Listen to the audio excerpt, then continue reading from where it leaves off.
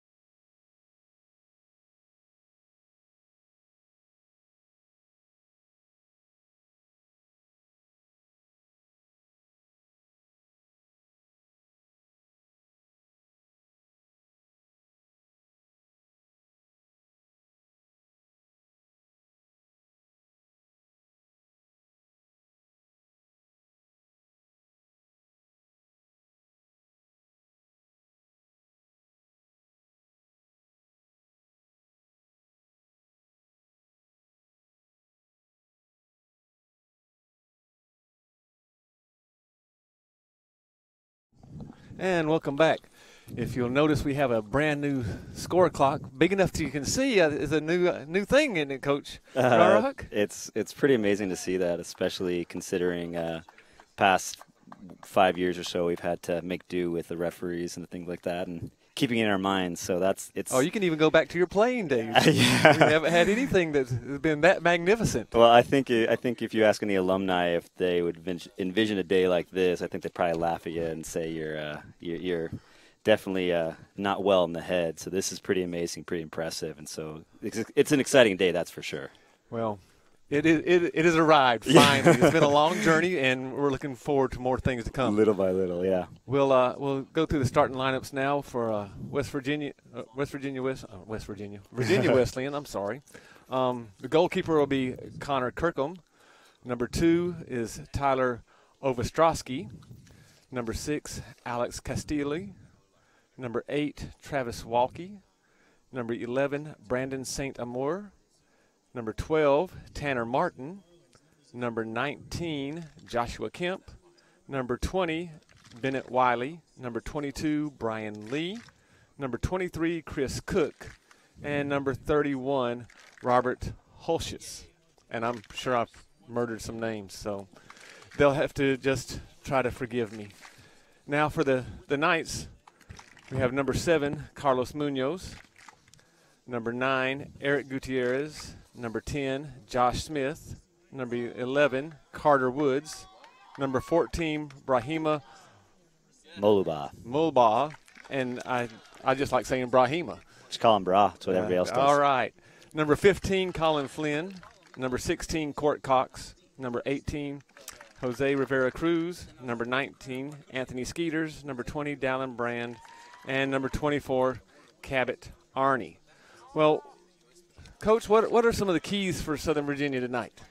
Well, I think definitely a quick rebound from Wednesday night. They had a really challenging game against Eastern Mennonite. Had a lead with 1:42 left, and unfortunately kind of got away from them, and they suffered the 2-1 loss in double OT.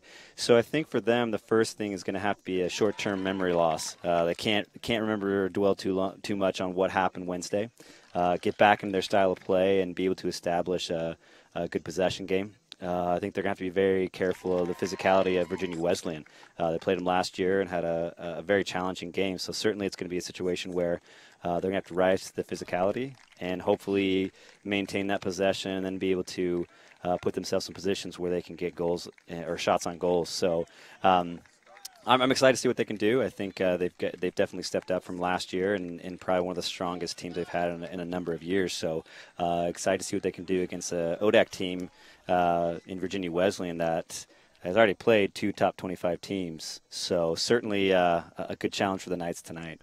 And that challenge is magnified because they have already played York, yep. who's yep. picked to be number 1 in the Capital Athletic Conference and went to a 0-0 tie. Yep.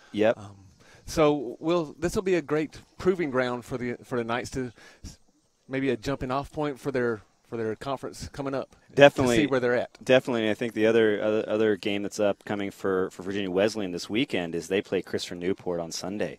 So it's another Capital Athletic foe, and so they're definitely going to see, at least for SVU side, where they stand in comparison to the conference. So hopefully it's a good measuring stick of the progress from Coach Patino and the boys on that end. So excited for what it's going to look like tonight. Well, we're all excited about the new era in Southern Virginia athletics. Definitely. Full-fledged NCAA Capital Athletic Conference, which is one of the premier Division III conferences in the United States for all sports. Yeah. And we're just fortunate enough to be put in that mix. Now it's a new step up. We heard in a meeting the other day, Jason Lamb, the athletic director here, saying that this is a new page in a new chapter. Yep. And we have a lot of new coaches, a lot of new players, and we're looking forward to them to start a lot of new traditions. Exactly. I think it's certainly looking forward is an exciting time, but I think no one who's been here as a coach or as a former player can look back and ignore what's gone on before. So it's a great time, and as we tell our girls pretty consistently with this women's soccer program is you can't devalue what people have done before you. You have to honor that by how you play and take care of the things that have been given to you, because where we are now in comparison to years ago is night and day, and so we have to make sure we're bringing up players that respect those traditions but start new ones at the same time. So. Exactly. It's all just a building process. Yep. And so you and I could probably sit here and fill up the rest of the night with stories of the old days. We'll refrain from that. Keep people awake, sure. Some of them people won't believe. Yeah. But we're here for soccer, and we're getting ready to start now. We have Colin Flynn in the goal for Southern Virginia. He has a tough road ahead of him tonight. West Virginia Wesleyan was a prolific scoring team last year. Yes, Haven't they scored were. a goal yet Not this yet. year. Not yet. And they, I'm sure, are looking to break out. Definitely. And Colin played well on Wednesday night, so I expect good things for him to continue that way. So he'll certainly be up against it tonight. But the defense played well for him, and unfortunate with the 2 goals. But I think things will go well tonight as well. Well, he has some good defenders back there with him. Court Cox was great in both games. I was watching it online and turned it off when they scored because I thought it was over, doing study hall things, and lo and behold, when I asked the guys the other day, great win, and they just looked at me like I was stupid. So shows me that I shouldn't do that stuff. Long kick by Flynn down. Josh Smith just back from off the injured list. Yes. Is a little spark plug for the Knights. Yeah, and they'll have to make sure that they protect him, but also allow him the creativity to make things happen. So it's a fine balancing act for the Knights tonight. But if he's on his game, they have a very good chance of being successful. It looks like Virginia Wesleyan runs a lot of little patterns to try to make sure they get their touches to where they want. The Knights' defense is really going to have to be on their toes tonight. They will. Again, Colin Flynn with the ball. Punts it well past midfield. Looks like it's going to be controlled here by Virginia Wesleyan. Right off the bat, you're seeing that Virginia Wesleyan looking to establish their possession. So hopefully the Knights will be able to get into these passing lanes, disrupt it, or else it could be a very long night. And Colin Flynn comes out, takes charge, gets the ball out of bounds to stop the charge by the Marlins. Throw in for Virginia Wesleyan. Nice job by Cabot Arney to get the ball out of there.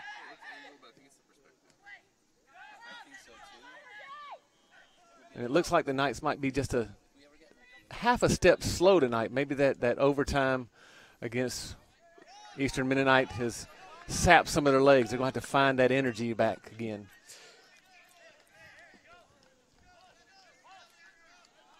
They're definitely going to need to adjust on these goal kick or the kicks from the keeper right now to make sure they're in a spot where they have a chance with these 50-50 balls. The first couple have gone straight to Virginia Wesleyan, so if the Knights want to be successful, they're going to have to make sure that their midfield is in a position to win those balls out of the air. And it looks like they've been trying to get it to Brahima a lot. He's a very physical player from Maryland. He's going to have to establish that physicalness if they want to be successful against the Marlins here. Oh, little dicey play there by the goalkeeper. Don't know if you want to play around too much with a goal-starved Marlins team. Definitely not, but at the same time, that was a very challenging ball because it was far enough out that the keeper couldn't get it, but made it necessary for him to come out and try to get it at the same time. So that was a very tricky ball. Colin handled it very, very well. So, this is a former goalkeeper talking about this. So. Again, the Knights are looking to establish possession now. Keep it in the Marlins half of the field. Just haven't had that crispness yet and able to establish their passing. Knights are right here. They'll want to be able to try to pen them in, keep them here so that way they can establish a pressure and get the ball quickly. So looking well from Carter Woods on that one. That's what they're going to want to be doing as much of the night as they possibly can. Well, who are some of the players that we should really be watching for, one on offense and maybe one on defense, that'll give us an idea to and a nice cross there by Josh Smith, just a little bit high. Well, he answered your question right there. Josh Smith definitely is one to keep an eye on for the game on the offensive end. I would say Anthony Skeeters is certainly a player that Coach Patino is very high on in that center back spot. And then probably in the midfield, keep a good eye on Carlos Munoz. He's a returner from last year, scored a brilliant goal on Wednesday against EMU. So hopefully the three of those can establish a good presence across the field for the Knights. We talked about it this last time with Coach Patino and in the game that we broadcasted last time, and one of his comments was, we're a freshman-laden team, but they're pretty mature for all those freshmen. He said he had 6 or 7 that were return missionaries, so they're over 21, and physically they have matured some. So this is a team that a lot of people should be fearful of playing as they get that gelling together. Yeah, I agree. I think certainly it's a situation where, I think they were picked low in the conference, but I also think that if they peak and if they get themselves together chemistry-wise, I think they stand a very good chance in the conference to do very well and fight for a playoff spot. So there's talent there to be sure, and they just need to make sure they're putting it together on the field. Got a goal kick here by the Marlins. Challenge in the air. There we go. Carlos Munoz. Josh Smith now controlling the ball. Fancy footwork.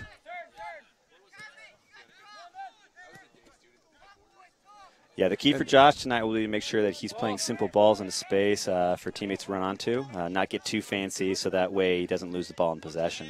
So, and it looks like they're passing. They're trying to shorten their passing lanes a little bit. Josh Smith attacking down the left side. Oh, we got a goal kick for the Marlins.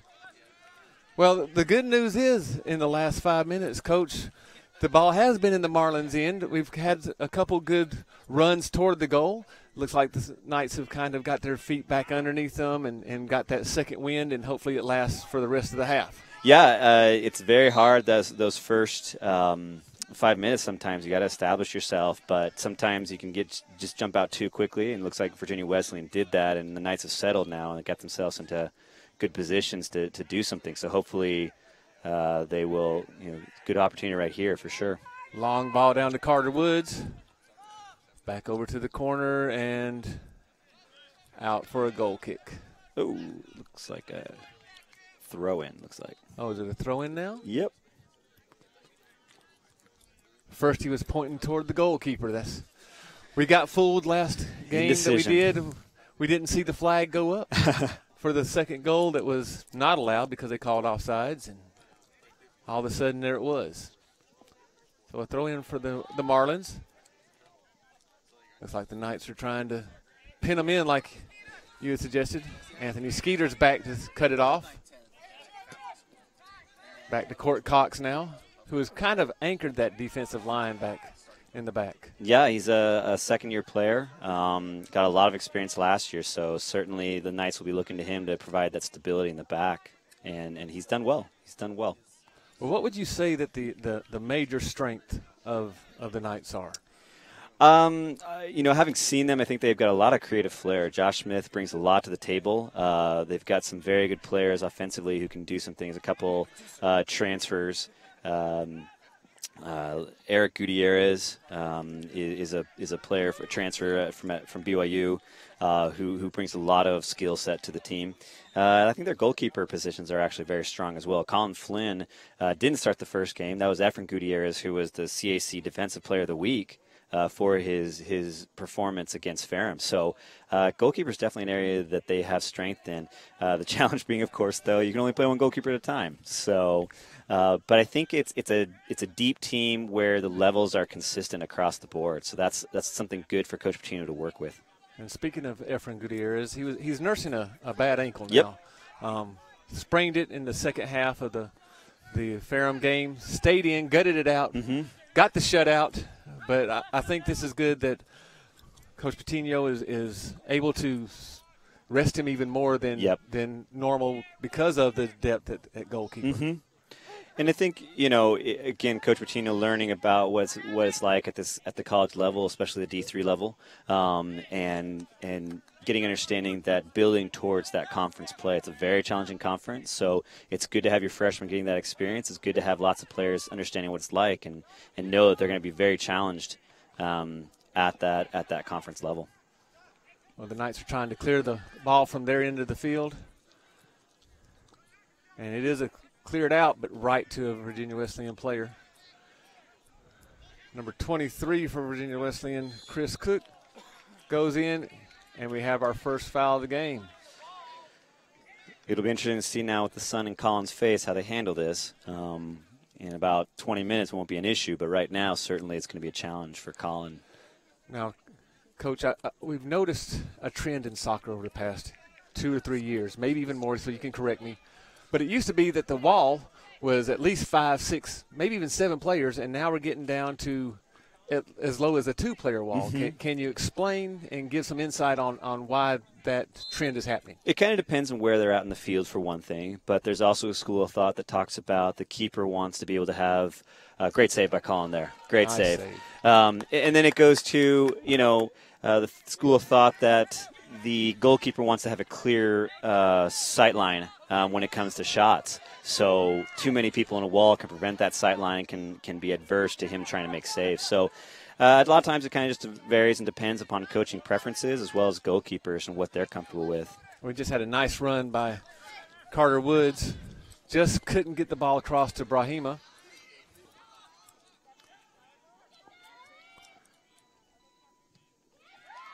Oh, and a nice slide tackle by Dallin Brand. Great defensive play, one-on-one. Again, Virginia Wesleyan is goal-starved, and they were, again, a prolific goal-scoring team last year. Great play on a one-on-one. Try to keep the ball in center frame if you can, Parker. Thank you. Looks like Colin was talking to his defenders, letting them know that he wasn't going to go and get it, for them to get out there and take care of it, get back into his goal, make sure that no cheap, easy goals could be allowed on a fluke play, almost like the rebound up at EMU. Cleared out by Brahima there. It's a good clearance, especially to allow the defense to kind of reset, get their positioning set, so that way they can face the way they need to be ready for this attack from Virginia Wesleyan. Again, and it's not wasting time, but it's smart time management. After the overtime game, you've got to worry about the Knights' legs right now. Definitely. And I think, again, good news for Coach Patino. He's got depth. He was able to shuffle a lot of people in and out on Wednesday. So hopefully it's a situation where they'll be able to not feel too much heavy legs. But at the same time, there are people who played long stretches on Wednesday night, so they'll need to make sure they put them in positions to be successful and fresh for the game.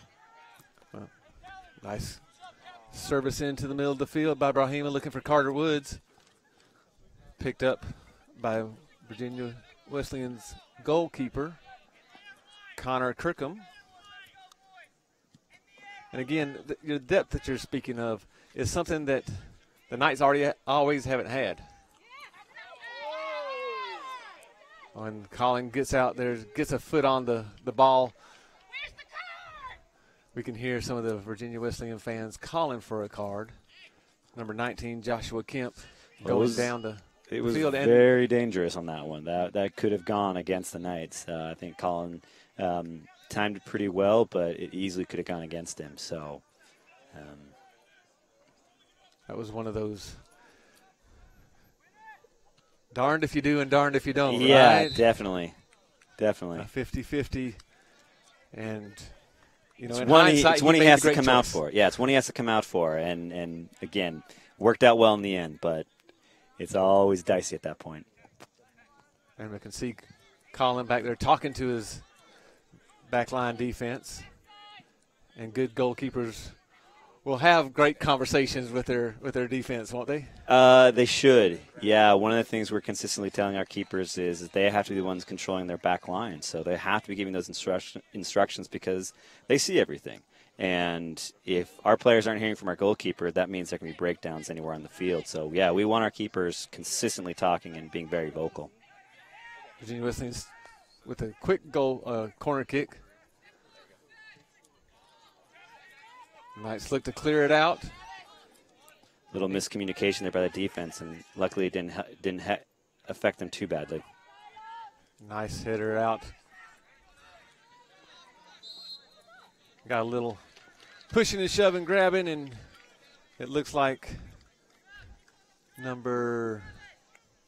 That's Jose. Jose Rivera. Rivas Cruz, yep. Number 18. He's the one that got caught.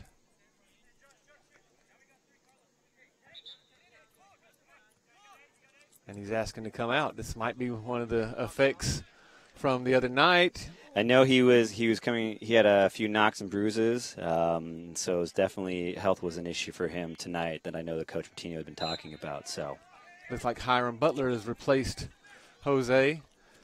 Long service into the box. Oh, and we got an offsides. That looked like to be dangerous, Coach, with two Virginia Wesleyan men right inside the box. It was. I don't think we pressured as well as we should have on that one, so the offside definitely helped. But certainly, field positioning helps with those situations, so that way the offside, plays into their advantage. Throw in for the Knights now. Carter Woods picks it up. Lays it down for Cabadarni. And now with the sun going down, maybe that'll cool off and help the Knights tremendously with their legs and not having to work as hard.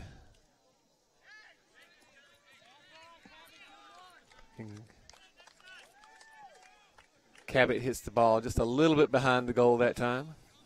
But again, we're attacking. Yep. Which is a great sign. Shows a definite maturity level for the Knights from game one when we had them here on line until tonight. Mm-hmm. It took them about 30-40 minutes to start that attacking mode.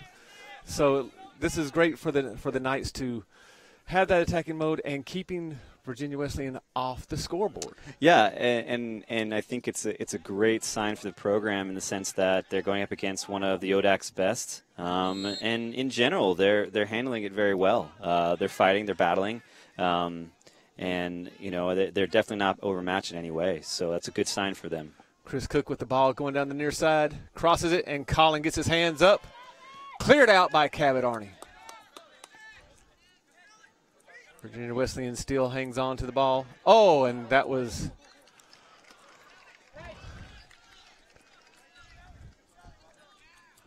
a great opportunity for Chris Cook. Just over-rotated his body there. Good news for the Knights that he over-rotated his body, but not good news that he had such a clear shot in the middle of the field. Yeah, the clearance was off, and so they'll definitely have to clean that up. The clearances are going to have to be better, or else they're putting it back into Virginia Wesleyan's path, and that's going to cause shots and opportunities that the Knights don't want to give up too easily. So here's a question, Coach. If you know that you can't clear it as far as you would want, is it more advantageous to get it out of bounds so they have a throw-in, or to risk a poor clearance? Yeah, I think in that situation you're definitely going to want to put it out of play. It's your better option as opposed to giving up possession. So you're going to give up possession either way, with poor clearance or going out of bounds. So the most dangerous is going to be the poor clearance where they retain that ball and are quickly able to counterattack. So the throw-in option is probably your best in that situation.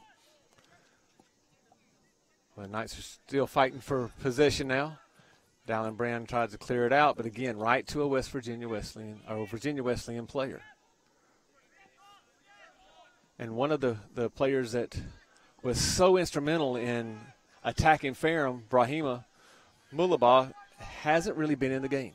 Yeah, they're definitely struggling to find him in space, and I think the past 5 or so minutes, they've definitely struggled to get to their attacking players, both Josh and Brahima. And so certainly they're going to need to find a way to calm down the back, clear it either into space where we can recover, or look to be able to work the ball up possession-wise and try to maintain that possession to find those wings, because I think they're very effective and can provide a lot of offensive opportunities. And there was a chance that Eric Gutierrez was trying to find Brahima. Brahima just slipped. Yep.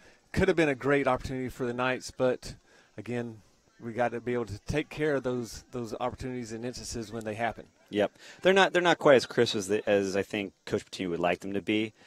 So I think right now it's going to be an issue of a lot of grit and determination is going to have to get him through this rough patch. But still, keeping one of the top, or not one of the top soccer team in the ODAC conference to no points. Mm-hmm. Only one real threat. Right. And they went to a 0-0 tie with York College, which is ranked preseason in the top 20 for Division III soccer. Yep. And went to a 0-0 tie with West Virginia Wesleyan. If they can make it to halftime with this 0-0 tie, that's got to be encouraging for Coach Patino. I think so too, especially because of the fact that you've got a Virginia Wesleyan team that's had to travel all day. So that's going to be tired legs just for being in a bus all afternoon long. And so hopefully, it's not a huge step up in elevation to go from the beach, but it is a step up. So in that scenario, that you like your chances heading into 0-0 at halftime, because depth and just tired legs from the other team can hopefully give you those chances late in the game. Well, and you know as well as anybody else that this is Virginia, and you can wait 5 minutes and the weather will change. Now it looks like we got a breakaway going for the Marlins. Number 31 with a shot. That was Robert Holschitz with a shot just wide to the right. Oh, and there's one of those mental lapses in getting back on defense that could prove to be very costly for the Knights. Yeah, at that point, Knights have got to realize that a breakaway like that, they're not trying to win the ball. They're trying to contain and push the offense away from their goal to give them an opportunity to slow it down. So, and again, it comes to the issue of a young team, and they'll learn these lessons as they go along. Well, and they are learning. That was a better goal kick from the Knights. Angled it to the outside where the Knights could control it. Playing down in the Marlins half the field. We got a foul now on Eric Gutierrez. Let's see if he's going to. Nope, just a regular foul, no card.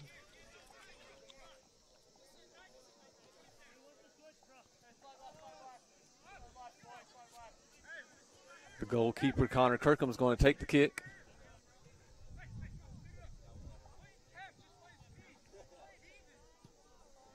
He sends it deep to the middle of the field. Cook throws it in as number 12, Tanner Martin, was streaking down the field. And again, Colin Flynn, decision time. Do I come out? Do I lay back? And so far his decisions have been good, right? They have been. Again, Virginia Wesleyan's putting great balls that are very dangerous, and Collins handled them really well. So I'm impressed with his decision-making, so that's a good thing to see. Oh, now there's a second foul on Eric Gutierrez, and he's got a yellow card. And that could be dangerous for the Knights. It could. That's for persistent infringement. He's had a couple of fouls, a few more than the referee would like. So that's based on that continuing to involve himself in the play that's not allowed. And now that might take away from some of his aggressiveness. Yeah. And that he is one of the playmakers and the goal scorer for the Knights, and that's something that you don't want to have.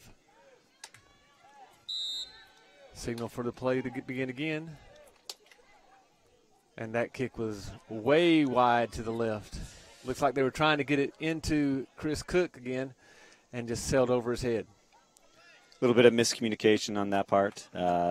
Looked like the player was going in and the ball was going out. So fans of football have seen that before, when a player zigs when he should have zagged. So let's see where Collins sends this goal kick.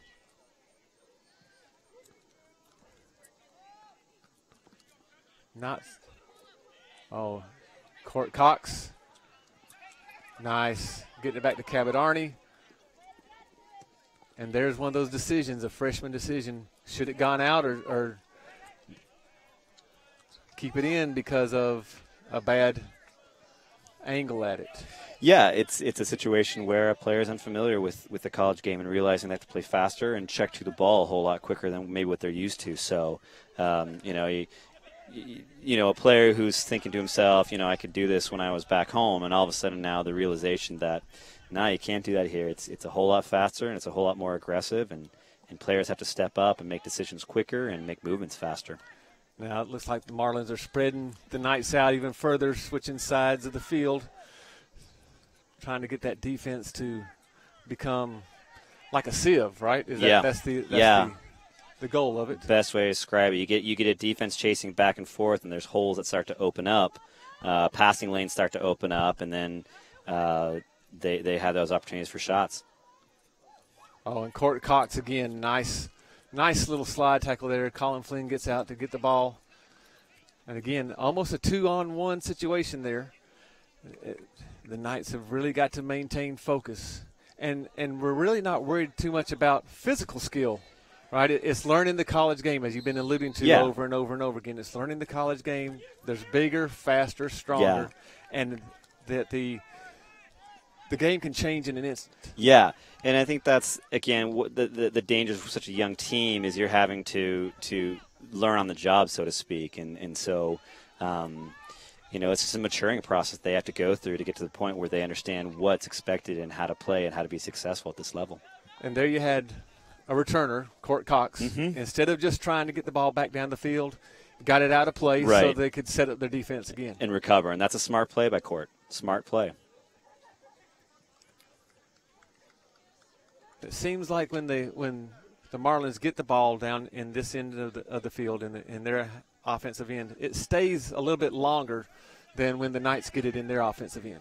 Yeah, Virginia Wesleyan is definitely a lot quicker in their recovery off of dead balls. When that ball is stopping, they're definitely moving a half step quicker than the Knights right now. So it's just showing in the ability for Virginia Wesleyan to keep that possession and keep the pressure on the Knights. The Marlins with the position of the ball on the far side. And we have a sub coming in. Several subs coming in, it looks like.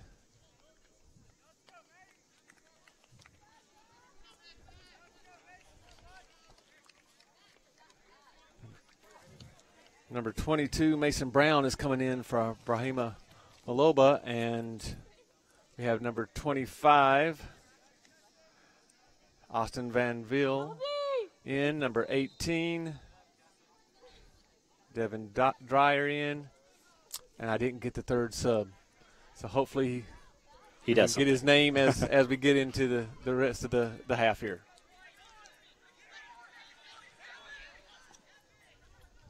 Nice little slide in there to the middle. The Knights are trying to clear it out. Carlos tried to flip it over to Hiram Butler.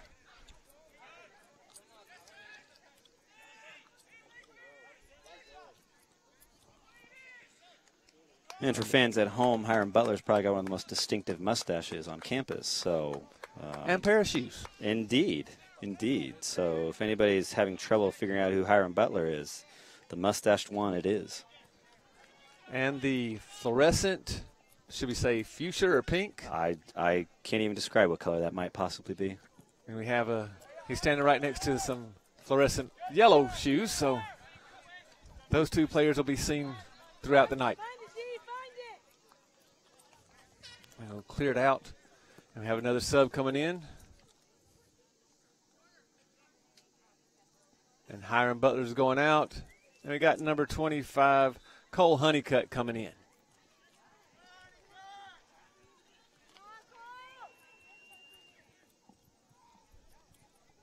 Long throw in by the Knights. And the Marlins cleared out for another throw in for the Knights. Quick throw in. Josh Smith is trying to handle it. Off to Gutierrez. Back.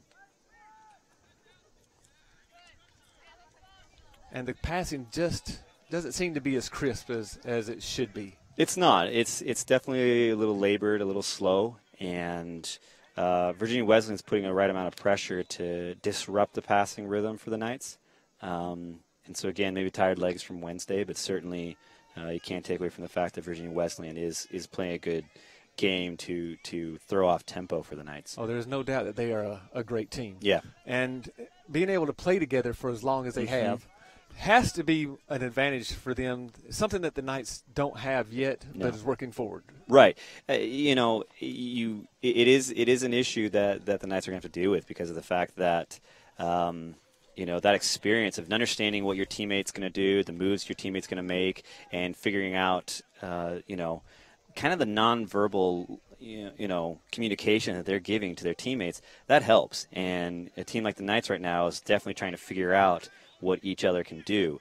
And so they're in that crash course of learning, whereas Virginia Wesleyan, they can slot people in. They might have lost people from graduation last year, but they know they're going to have that depth from somebody who played good minutes last year, who can step in and just, not miss a beat as they're going through it. The Knights don't have that luxury just yet. It's taken back by the Marlins. Wide down the left side. Skeeters is back to take it off. Cole Honeycutt flips it up. And Cole Honeycutt gets it back. Sends it ahead to Colby Briggs, and it's just that extra half a step that the Knights just don't seem to have, that extra gear. And I don't know if, we can make excuses, but, nice move by Carter Woods. Carter Woods puts it on a great dribbling exhibition there, but it doesn't faze the Marlins as they counterattack quickly, and the Knights are just jogging back.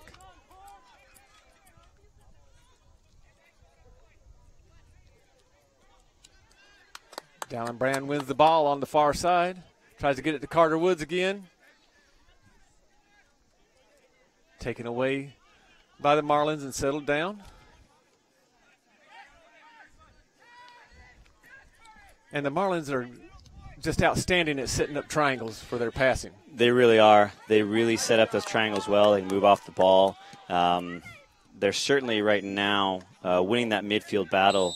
They're pressuring well in the midfield. They're winning it closer to our goal than when we win it to theirs. So it's again, the Knights are getting a great lesson in how to play a quality soccer team and how to get themselves to a level that's going to hopefully put them in the region's best and against teams competitively that we can get these wins. So great game for the Knights tonight, and they're playing well. They're definitely playing well. There's definitely little things they can fix, but I'm impressed with what they're doing right now in the field.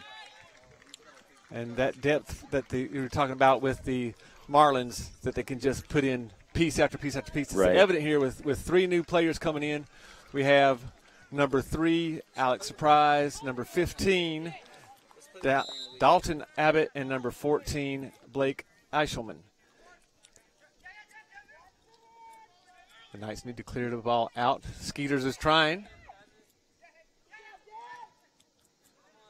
And Skeeters has a great idea in that clearance to try to keep that possession. Just a little bit slow in the execution, which leaves, whoa, almost killed us. Which gives us a problem, because then the Knights can't get out of fast enough to get on the ball and be possessing it. And with another year of seasoning, that ball that he was trying to get out will have a little bit more zip on it, a little bit more on target. Yeah. And great things are ahead for Coach Patino with his team here. I agree, and I think a couple more good recruiting cycles, and they're going to be having a team that's going to be very competitive in the conference, and I'd envision them being very competitive on the regional level. Got to throw in for the Knights now. Dylan Brandon's trying to start the ball back up quick.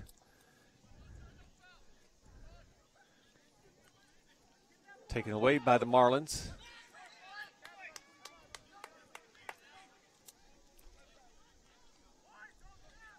And again, Marlins trying to set up that triangle and then send it deep. As Court Cox is back and just gets it out so the defense can set back up. But Virginia Wesleyan goes off quick. And Colin comes off his line to make a great save again.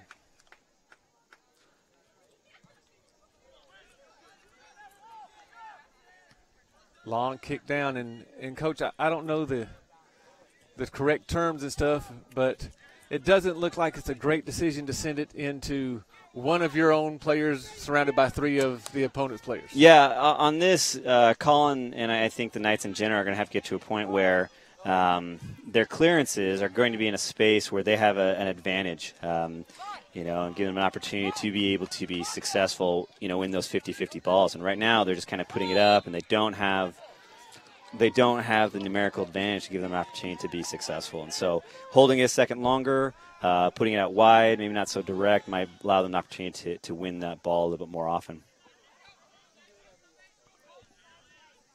Nice job by the Knights on the far side. Taken away by the Marlins.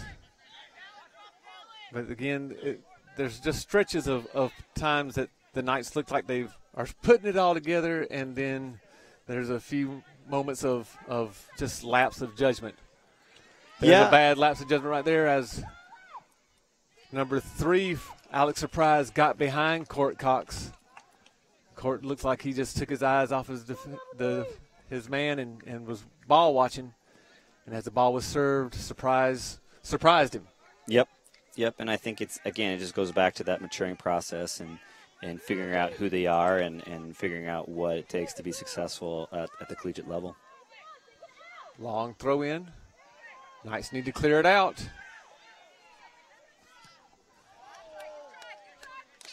And a long shot over the top of the goal.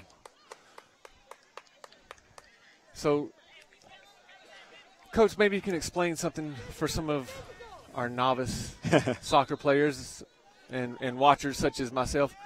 What is the difference between shots and shots on goal? Yeah, a shot is a player looking, to score. It's a shot with intent. It's not necessarily in a position where the goalkeeper or a team has to make a save. So shots on goal implies that they've forced a keeper to have to do something to make the save, and usually in general what you'll find is your shots on goal mirrors what your keeper's saves are. In the case where there's plenty of goals, then your keeper's saves doesn't exactly mirror the shots on goal. So that's kind of the main difference between a shot and a shot on goal. So you can have a player, so for example, that shot just now from Virginia Wesleyan, that's just a shot, not a shot on goal, because Colin didn't have to do anything about it.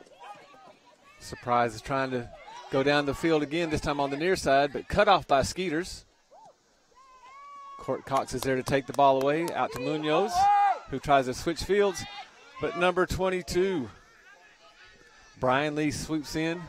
Colin Flynn had to come out off his line, and now he gets back in goal quickly. Ball still in a dangerous area. Carlos Munoz takes the ball, tries to get it out to Carter Woods. Carter Woods all the way across the field to number 2, Jared Attridge, and out of bounds. And then again, there were some tense moments there with the ball in the middle of the field and not enough defenders around to really clear the ball out. Right, and then when they have the opportunity to clear, it's not a strong and forceful clear that allows them to kind of recover. So definitely need to work on that. To give themselves a little more time to reset and face the offense. Cabot Arney's called with the foul. So we'll have a free kick now. And here's what you're talking about, the depth away from the goal, how many people are going to send to it. Two-man wall now for the Knights. Collins trying to tell his players go to their right. There we go. Again, Carlos barely gets a foot on it.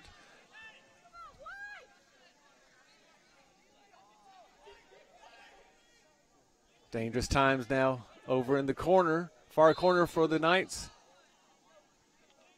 And we got a foul now on the Marlins. With 8 minutes left to go in the first half, we have a 0-0 tie. 2 shots on goal by the Marlins, 1 corner kick. No shots on goal for the Knights and no corner kicks. And what can the Knights do to get a corner kick? They've had some great opportunities with their set pieces in the last 2 games. What do they need to do to try to force the action to get a corner kick? Yeah, I think the Knights definitely need to get themselves in possession closer to goal. I think you're seeing a lot of one-on-one individual play as players are taking it down the line. The problem being is they get into a situation where they're outnumbered or they run out of room. So I think certainly the Knights need to have a bit more patience in their possession and try to work it up and find those opportunities for shots and put them in a position for those set plays. They just rush it just a little bit too much and, a lot of individual play right now, which is kind of preventing them from those opportunities to have set plays. And some of that individual play has to come from unfamiliarity with each other. Yeah, and and understanding maybe a new system that they've never played before at the collegiate level or in general, and then also just the understanding that it's one thing in a practice to kind of set things up. Once you get live competition, it's a team that's not going to be told what to do by your coaching staff. It definitely changes the dynamic so that what you were originally planning to do kind of has to change. And so I think certainly the Knights have to change and try to adjust to what isn't working and look for opportunities in different ways. Carter Woods with the ball now with 2 defenders on him. He needs to get rid of it. Gets it out to Carlos Munoz. Munoz back to Skeeters.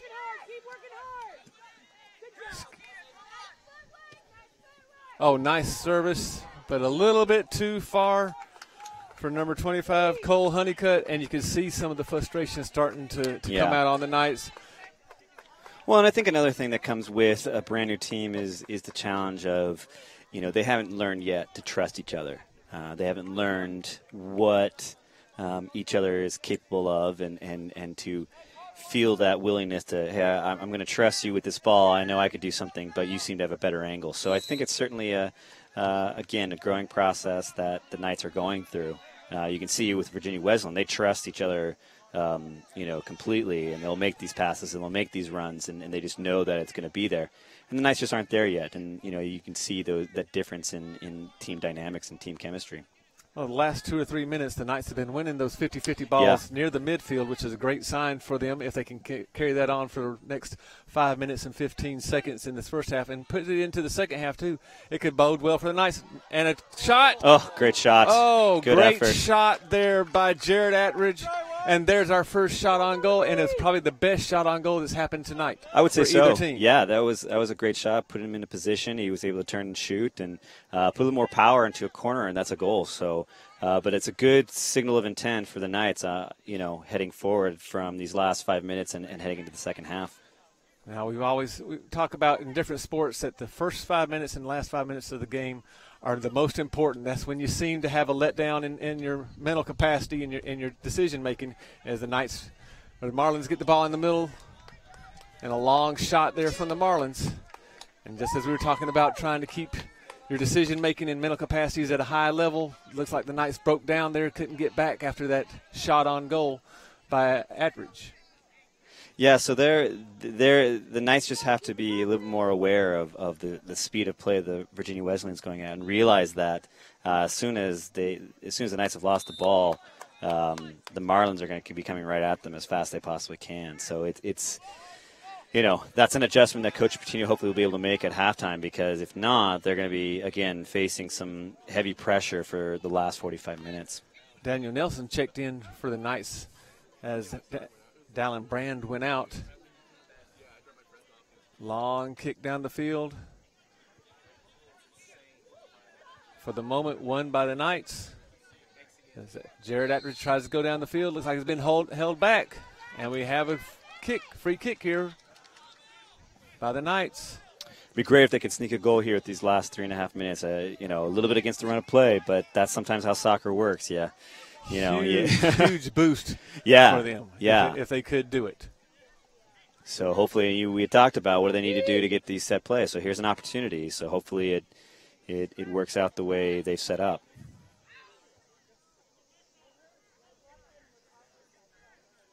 And here comes the kick toward the back of the goal. Oh, headed out by the Marlins.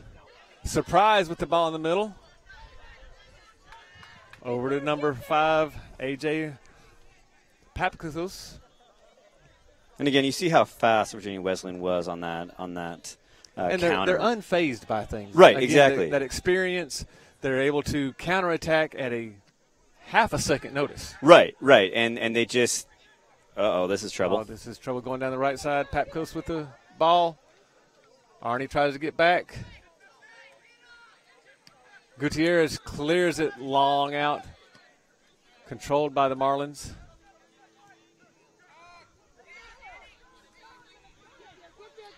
Dalton Abbott with the ball. Kicks it over to the far side. Trying to go through 2 defenders is number 5, Papkos. And cleared out by the Knights. Now the Knights need to take a quick breath, get reset on defense. Less than 2 minutes to go in the first half.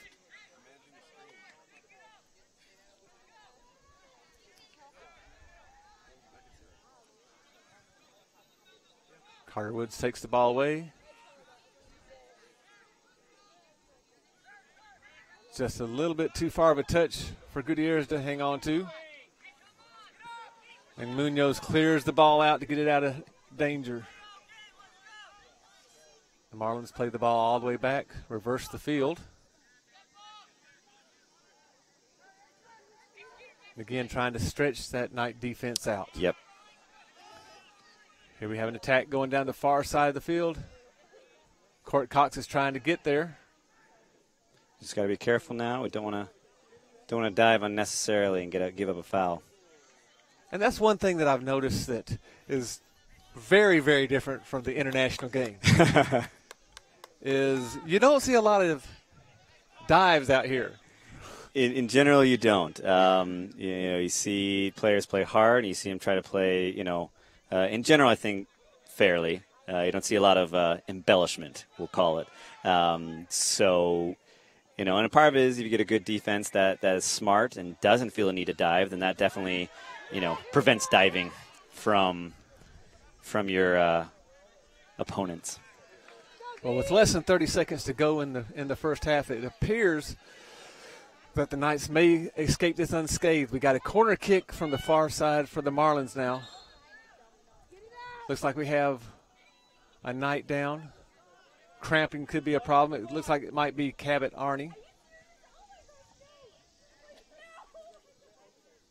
And it was. And coming on to take his place, if I could see his number,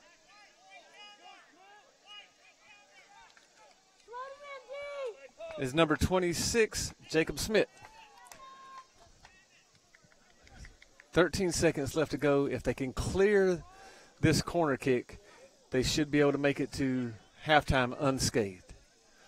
Not the prettiest that I've seen the Knights play, but effective. Yes. Here's our corner kick. Colin got a great save. Colin got a hand on it, couldn't handle it. A shot, hard shot, and Colin takes it right into the midsection.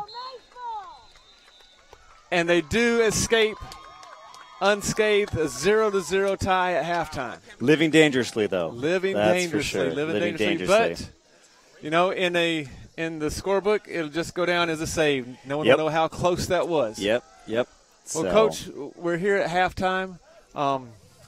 What do you believe is one or two things that Coach Patino may be telling his troops? He's, if I'm on the sideline with the team right now, I'm telling him that they need to be a little bit smarter defensively with their clearances. They need to be looking for opportunities to keep possession. But if they are going to clear it, they have to make sure they're putting it in positions and spaces where Virginia Wesleyan can't take advantage of it. I think he's going to tell them that they need the ball more. Simply put, they can't be effective running, kind of a kick and chase sort of offense, which at times they have so far. So they need more of the ball. They need possession to work it around, find passing lanes. If you watch Virginia Wesleyan, they're very good at that. So I think he's probably telling them they have to play a little bit smarter, a little bit quicker, and find those passing lanes to be able to get past that Virginia Wesleyan defense. And then I think he's probably going to be telling them to look for opportunities to hit shots. They haven't really tested the keeper that much. There's one right there close to the end. But up until that point, they haven't really tested Virginia Wesleyan goalkeepers. So I think those are probably three areas to address to try to improve and get better at. So, but I think also at the end of the day, he's probably telling him that it's not a bad first half, 0-0. There's some great movements. There's some great opportunities for improvement. So, they're by no means outmatched in this contest, but there's tweaking, there's fine-tuning that they got to be able to do if they want to be successful and win this game. And I think they can win this game. They're just going to have to lock down a couple areas that are a little bit loose right now as far as overall play. But impressed with what I've seen. They look good. I think this is a great game for them to continue their growing process. Well, here we are at halftime. 0-0 tie. I'm with Mike Harmon with Coach Matt Graurock, and we'll be back at the start of the second half.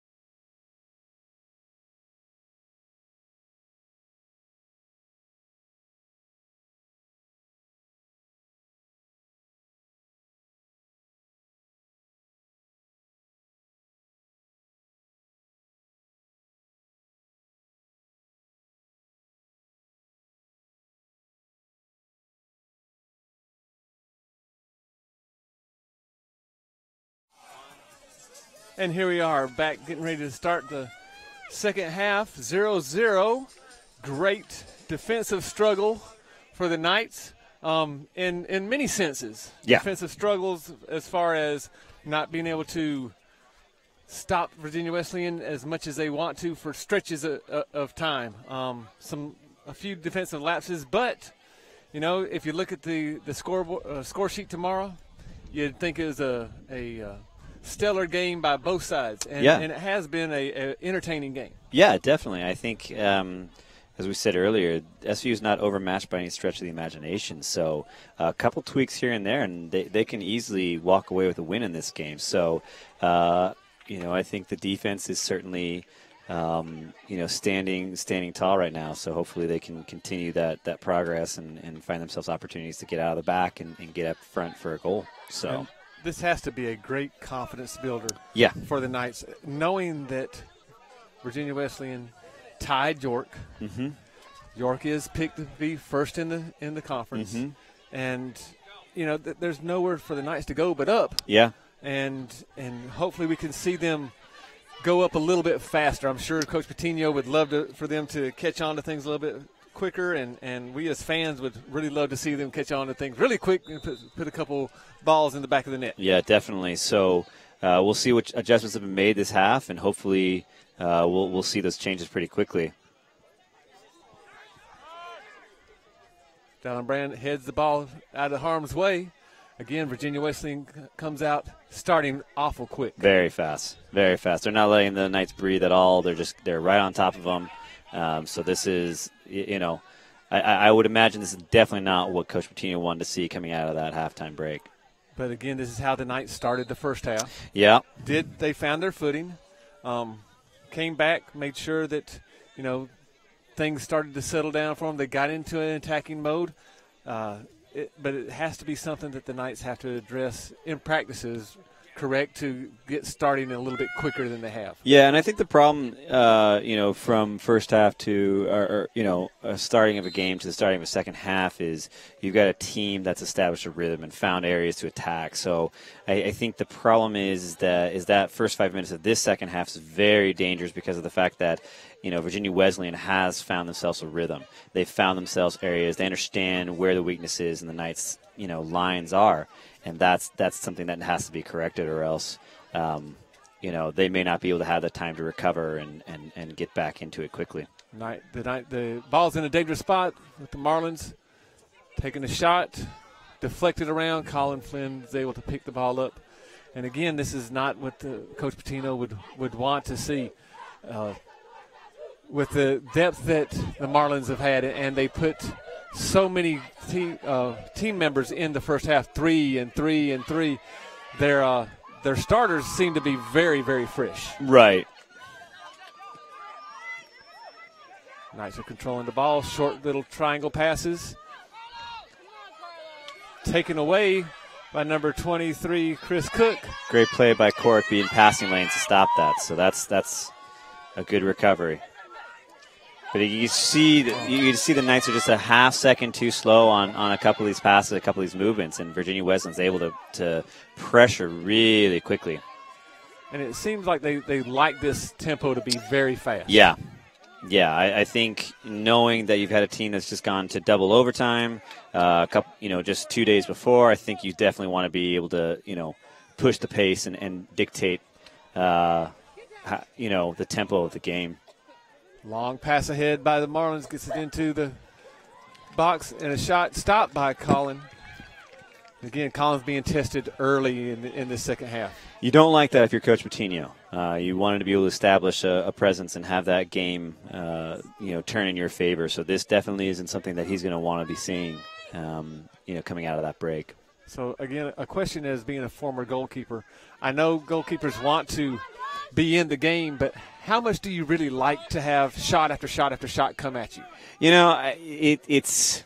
I think in the moment you're certainly kind of just more aware and focused on what's happening. But I think if you ask any goalkeeper, I think they'd rather have to only worry about one save and have a comfortable afternoon than shot for shot for shot, because eventually something happens and eventually something breaks down, and that save doesn't necessarily happen that next time. So, it's a very tiring position to be in, to have to sit here and save after save after save. So, I think myself personally as a goalkeeper, I kind of like the idea of being able to, 1 or 2 good saves, keep my team in it, and then have a kind of quiet afternoon while the boys in front kind of apply the pressure and get the goals. Long pass down to Sterling Wilson. Wilson's playing, and Brand is able to take the ball away. Now, as a coach, how much do you like to see your goalkeeper tested? Or would it be fine with you if they never got tested at all in the game? As a coach, I don't want them touching the ball at all. I don't want them to have to see the ball. I don't want to have to touch the ball. I don't even want them to have to, get close to the ball. Because if that's happening, then that means our offense is playing great soccer, and that means we're doing the things we're supposed to get a win. So if my goalkeeper is bored out in the back, I don't have a problem with that at all. Throw in by Virginia Wesleyan Marlins. Taken away by the Knights. Try to get a counterattack going. Ball's kept on the near side. But again, the Marlins quickly converge on the Knights. Yeah, and the Knights are they're holding on to the ball just a little bit too long, running out of spaces to be able to do anything with it, and that hurts eventually. So. And it looks like the Marlins players keep the ball on their foot. Maybe 1-2 touches in, and it's gone. And it's very fast, too. It's a very fast 1 and 2 touch and moving. Got a corner kick coming up for the Marlins now. We have some stats now. Looks like we got two shots on goal by number 23, Chris Cook, and he's already had some time in the box down there in the second half, and he's got to be a player that the Marlins are trying to get more and more touches to. Yeah, his movement off the ball, moving into attacking spaces is really smart and really dangerous. So you can see he's a player that they want to have involved as much as possible. And he's played both midfield and on the defense too, on the back defensive line. So a very versatile player, he appears to be. Well, and that's part of modern day soccer, which is you can't have a player who is specific in one position. They have to be. The game dictates and demands that players are able to get into different positions and do lots of different things. And so the best players, aren't the ones who are sitting there staying in one spot. They're constantly moving. They're constantly finding opportunities to get in the game. They're also helping out, defensively as well as offensively. And there they are trying to get the ball down to Cook on the near sideline again. And 1-2 touches on the foot. The ball's gone for Virginia Wesleyan. The Knights are really going to have to tighten it up some. The Knights have had one shot, which happened to be a shot on goal by Jared Attridge. We need to see more of that from the Knights, and they need to get more in the rhythm. Right. Now the goalkeeper for Virginia Wesleyan is just back here walking around, talking to his guys, trying to orchestrate the defense, I'm sure, but he's not being tested. Yeah, and that's the counter-argument, again, to a keeper who's not doing a whole lot, which is all of a sudden you have to be ready in that moment's notice. And if you've kind of if you haven't been, on your toes or as prepared as you should be, there's always the danger that something like that coming fast at you can catch you unawares and you end up, giving up that goal. Well, we had 3 saves by Colin Flynn in the first half. 1 by Connor Kirkham for the Marlins. Here we go with another counterattack by the Marlins. And streaking down the side is Cook, and he's outrunning people. Oh, and Court Cox gets there for a nice slide tackle. Court's got great speed. He's got great, field awareness, and he just finds himself in great positions defensively. So very solid, very strong defender. And, again, though, you've got to wonder how much can he keep going side to side for this 90 minutes until eventually it catches up with him. Yeah, and Virginia Wesleyan is doing a great job of being able to, swing a ball back and forth and get the Knights chasing. So that's something that they're going to have to buckle down on and try to prevent, because eventually that comes back to bite you if you're not aware of that shifting back and forth in the spaces that are opening. We'll have a throw in by the Marlins as they play it backwards. Again, looks like they're trying to stretch the defense out of the Knights. Number 5, Colby Briggs is down there pressuring. Oh, and wouldn't that been great if he could have got his foot on the ball? It was great pressure. So it's certainly, you got to unnerve the keeper. You got to put them in positions where they make mistakes. In the middle of the field, sends it deep down. Colin comes out, and catches it close to the edge of the box. Yeah, great positioning by Colin to be off his line. One of the things I liked there after the save is he was very smart about holding that ball, not getting out really quickly. Defense needs to recover, and he's not forcing a pace that the Knights aren't going to be comfortable with. If he would have stayed back on that one, the ball would have got onto Cook's foot. Yeah. And then one-on-one, you never know. Colin's been great so far, but that's a wide goal for a goal scorer to be try sure. to go into. Long kick down again, looking for Cook, and it looks like they're trying to force the action to go to Cook. Substitution for the Knights. Carter Woods goes out, and Brahima Mubala comes in. He'll correct me when I see him for his last name. I'm sure you'll see him in class at some point where Yes, I will. he can harass you about that. That's okay. Again, I love the way that he plays, but the Marlins have neutralized him so far in this game. They have. And they've also I know that Josh Smith is certainly a player that the Knights are looking for, but I think because of his injury last week and not being able to play on Wednesday, he's been very quiet as well. So, again, it's a situation where the Knights aren't able to click as much as they would like to tonight, and that's it's got its negatives and its positives. It's positive in the sense that without their starting lineup playing as a unit, they're still hanging with this program and this team that's picked to do so well this year. And unlike years past, every game was nice long drive there trying to catch Colin unaware. But unlike past years where every game counted, can you get into postseason with the USCAA? Right. Now all your preseason games are just trying to get you ready for your conference. That's all that matters now is your conference games. Yeah, and so it's definitely a new dynamic, I think, for all the teams here at SU. In the past, every game, was a live or die sort of moment, whereas now you have these opportunities to build a program, to try new things, to experiment and get yourself the experience you need so that when you hit conference play, you're a well-oiled machine and playing to the best of your ability at that point. So I think it's it's a new dynamic, but it's a great experience and a great opportunity that we have here at SVU now. And I think, again, if you had come to some of us old-timers and told us this was going to happen, several years ago, I think we probably, again, would have laughed and said, not a chance. So it's a fun position to be in. But 10 teams in the Capital Athletic Conference. Mm-hmm. The top 6 go to the conference tournament. Yes. And this year we are eligible as a athletic department to participate in a conference tournament. We are. So part of the NCAA D3 provisional process. It's a 4-year process. We're not eligible for NCAA tournament play yet. That'll be as long as all goes well. We're heading into year 3 this year. It'll be after next year. So looking to be the fall of 2016 is when we would be able to start that being eligible for NCAA tournament play. But the Capital Athletic Conference was great for us and did an awesome job to be able to put us in a position where we could have tournament play, conference schedules, and be able to have this opportunity for conference play and conference tournaments at the end of the season. So something to play for and build and continue to grow this athletic program. And to play for a conference championship. Yeah. I just can't emphasize that enough. Bobby pinballed around there, and Colin picks it up again. A lot of attacks happening on our end of the field, not so much for the Knights. Right.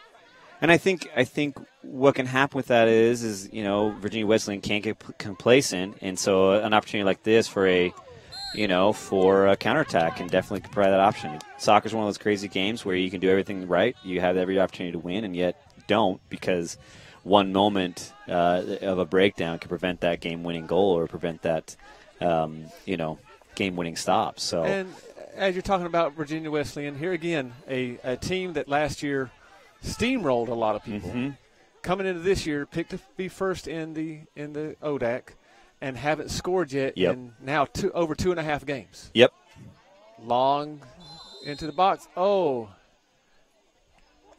And I don't know who the foul was called on there, but Again, another nice little set piece for the Knights, and it came off one of the Knights' heads. Tested the goalkeeper. He was able to come up and make sure that the ball didn't go in the goal if the foul wasn't called. But now the Knights seem like they're getting on track, and it's taken them about 15 minutes to get going. Yep. So Brahima with the ball, and just a little bit unfortunate there to put that out wide. I was looking for Cole, and unfortunately just didn't play out the way he was hoping for. Now, again, let me ask you another question. International versus college. It seems like that the international players use their space much better than most college teams do. And I don't mean just Division III. I'm talking about even some of your powerhouses where there's people always on the sidelines. Mm-hmm.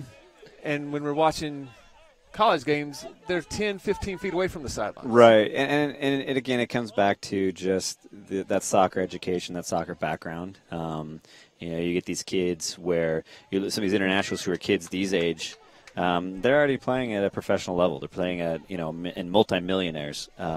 So it's a situation where it's a culture shift. I would say that little by little, the American game is progressing. And so it's just taking some of that time to be able to get to a point where you will see, college soccer players playing a lot more similar to what the professional game looks like. But, again, you get these kids from all these different backgrounds, and it takes that time to figure out, the right way to play and how to make it look the way you want it to. Have a corner kick here for the Marlins. Danger time for the Knights. Defense needs to step up.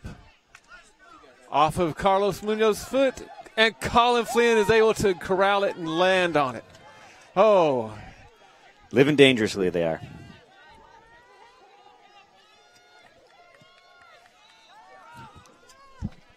We have some women's soccer players over here beside us tonight wanting to get on to the microphone, and if we have a few seconds, we'll get them on here. They must be bringing a hooligan to the soccer game tonight. All right. So. Got a free kick for the Knights now. And again, that's, I think, where SU is going to be successful tonight is they're going to have to look for that counterattack. I'm not sure if, establishing some form of possession and then look to break quickly because their opportunities in the middle are pretty limited. So it's going to be a lot of counterattacking opportunities, I think, is what's going to help them be successful tonight. Looks like Carlos Munoz will take the free kick, curls it in, and the goalkeeper, Connor Kirkham, is up to the task. He was close for that one. Yeah, he did. He was close, and again, Carlos coming off of a great game Wednesday night actually scored the only goal off a great free kick. So I think he was hoping for some of the same thing after on that opportunity. Well, and you never know what's going to happen when you get the ball going towards the goal. I mean, the goalkeeper could lose a momentary lapse of judgment. Ball slips in by him. Yeah. So it was a great kick by Carlos. Sometimes you see some of the soccer players take those kicks and they have no chance whatsoever. Right. Carlos knew what he wanted to do and almost got it to perfection. Deep ball down. The Knights and cleared out and over into the woods. That's an $80 ball that might not come back. We'll send someone down into the snake pit later on to get it. Well, and hopefully they get overtime pay for that because it's dangerous. Court Cox for the throw-in now. He's got a great throw, so hopefully that's another offensive weapon that they could put on. And we have a yellow card out. Oh, no, I'm sorry. It was his whistle it was holding up that was glaring there. Throw in to Brahima. Oh, and they called Brahima for being a little bit too physical, but I don't know. The hip check there, Brahima's got some strong hips. I think he was just trying to stand there and hold his ground. Well, I think regardless of the foul, you want that sort of physicality from your players. So it definitely sends messages. It gets the defense having second thoughts the next time through. So it's not necessarily a bad thing for that. Tanner Martin with the ball down the near sidelines. Foul on the Knights. Looks like it was on Dallin Brand. We got a free kick for the Marlins now. Looks like number 19, Joshua Kemp, is going to be taking the free kick. Again, the last corner kick, there was some miscommunication by the Knights. They need to clean that up Yeah, and this now. almost in effect is like a short corner kick where it is on the field. So that's something that they'll have to be cautious of. Looks like it bounced off the wall. Cook turns, and Colin Flynn gets his own rebound. Starts it quick, tries to try it quick out to Anthony Skeeters. Skeeters doesn't give up on the ball. He's battling over on the side. Referee says play on with that type of play, and I don't understand. That's a little bit more physical than what we saw down here with Brahima. Yeah, and I think that's what you definitely want is you want to be able to have a referee that's consistent. So, I think what you find is players get into rhythms, and referees do too. And sometimes their rhythm gets thrown off a little bit, and it looks like on that one they're a little bit thrown off. I think the referees have had a fairly decent game. I can't really complain too much. I don't think, one team can have too much room to complain about the play or the calling of the referees. So I think that's the way you like it. You definitely don't want to be noticing referees. So the Marlins switch the side of the field, but the Knights were able to take it away. Looks like Josh Smith with the ball, and he gets tackled there by Chris Cook. And that's what Josh can do. He can attack that space so quickly. He's, very much like what Virginia Wesleyan is doing. So that's a weapon that they're going to need to use as much as they can to give them opportunity for some goals. And if, like you talked about earlier, a few more recruiting classes, a few more dynamic players of that caliber and energy and speed, and the Knights program really takes up another notch and another step. Yeah, I think it's, they have a very bright future. And so I think it's, having a conference again definitely helps the recruiting. Having that D3 opportunity helps. So Smith with the ball in the corner now. Came off the head of Brahima. He serves it into the middle. Cleared out by the Marlins. Oh, and great shot. Nice great shot by turn Colby. by Colby Briggs. As the ball was coming across from Josh Smith, was able to turn on it, come off the goalkeeper's hands. Great shot. Now, if the Knights can capitalize on this now and keep that momentum going, use this corner kick, maybe we can put the ball in the back of the net. Yeah. And then, we'll find out what Virginia Wesleyan is really made of. Well, and that puts that much more pressure on them because now they've gone so long without a goal, and so it's off the head of Dallin Brand. I think if anything at this moment, the Knights can play the loosest out of the two teams. You got a team in Virginia Wesleyan that's picked to do so well, and it hasn't gone so well yet, and so clearly, they're going to feel that pressure. We're not scoring goals. It's not working. Why isn't this working? And a little bit of that self-doubt creeps in and prevents them from, maybe getting that win that they could get.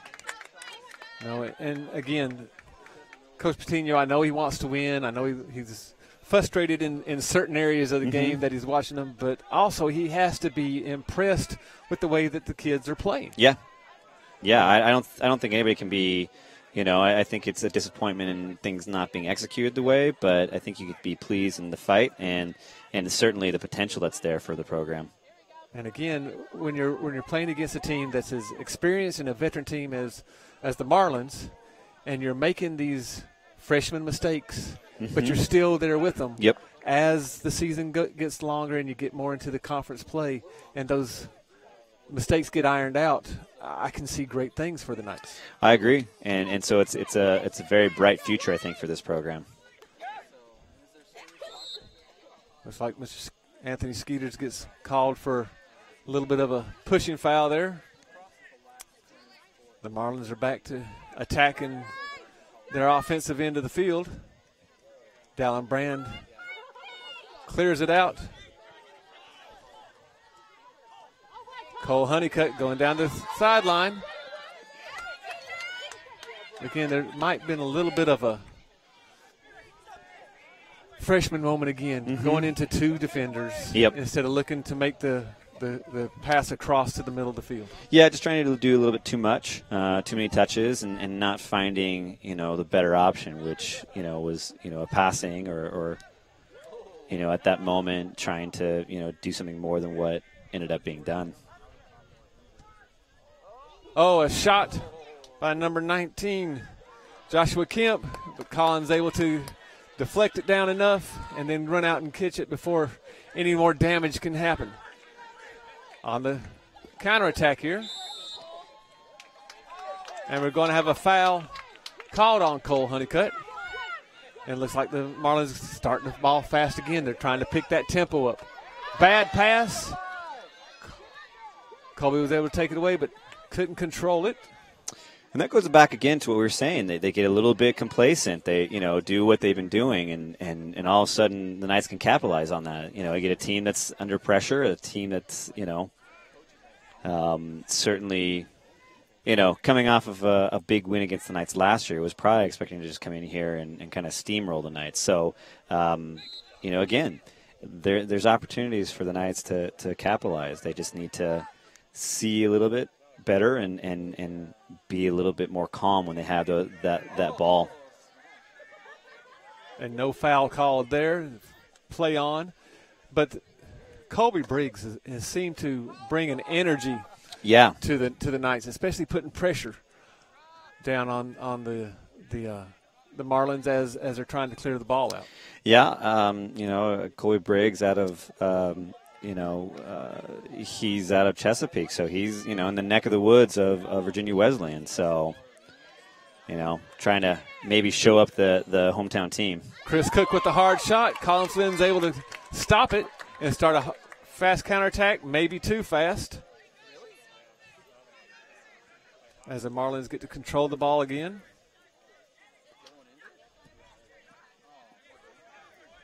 Carter Woods with the ball. Slips it off to Brahima.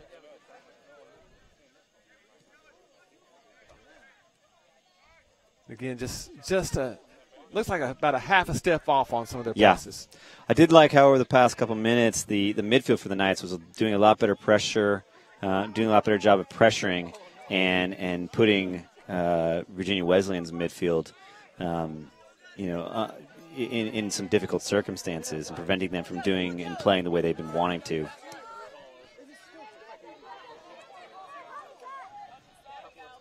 And Brahima with the ball.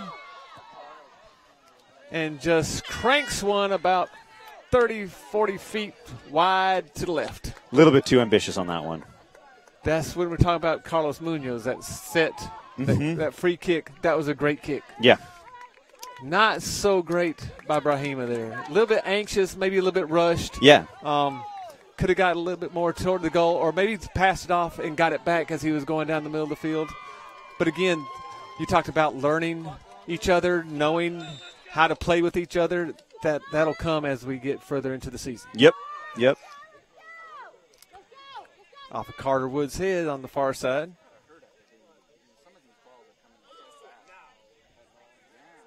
Ball's played back into the middle of the field. We had talked about earlier that it didn't seem like anything was phasing Virginia Wesleyan, but I would say in the past, maybe about 10 minutes, you can definitely see a shift, and things definitely are phasing the Marlins a little bit more than previous. And again, I think it comes back to that pressure. So you say right there, they just lost that ball at midfield. Nice little pass out to Brahima.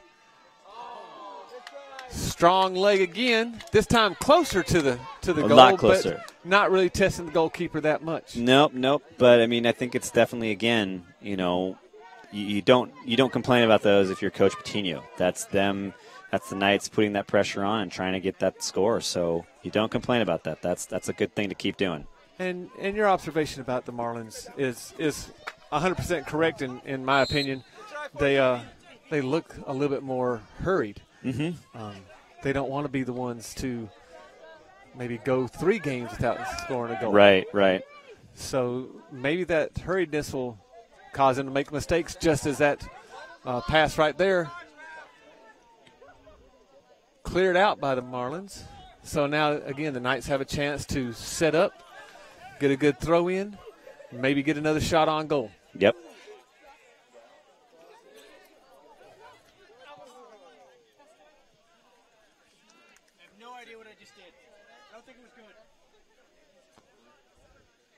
Dallin Brand with the throw in for the Knights. Not a lot of movement out there, Coach.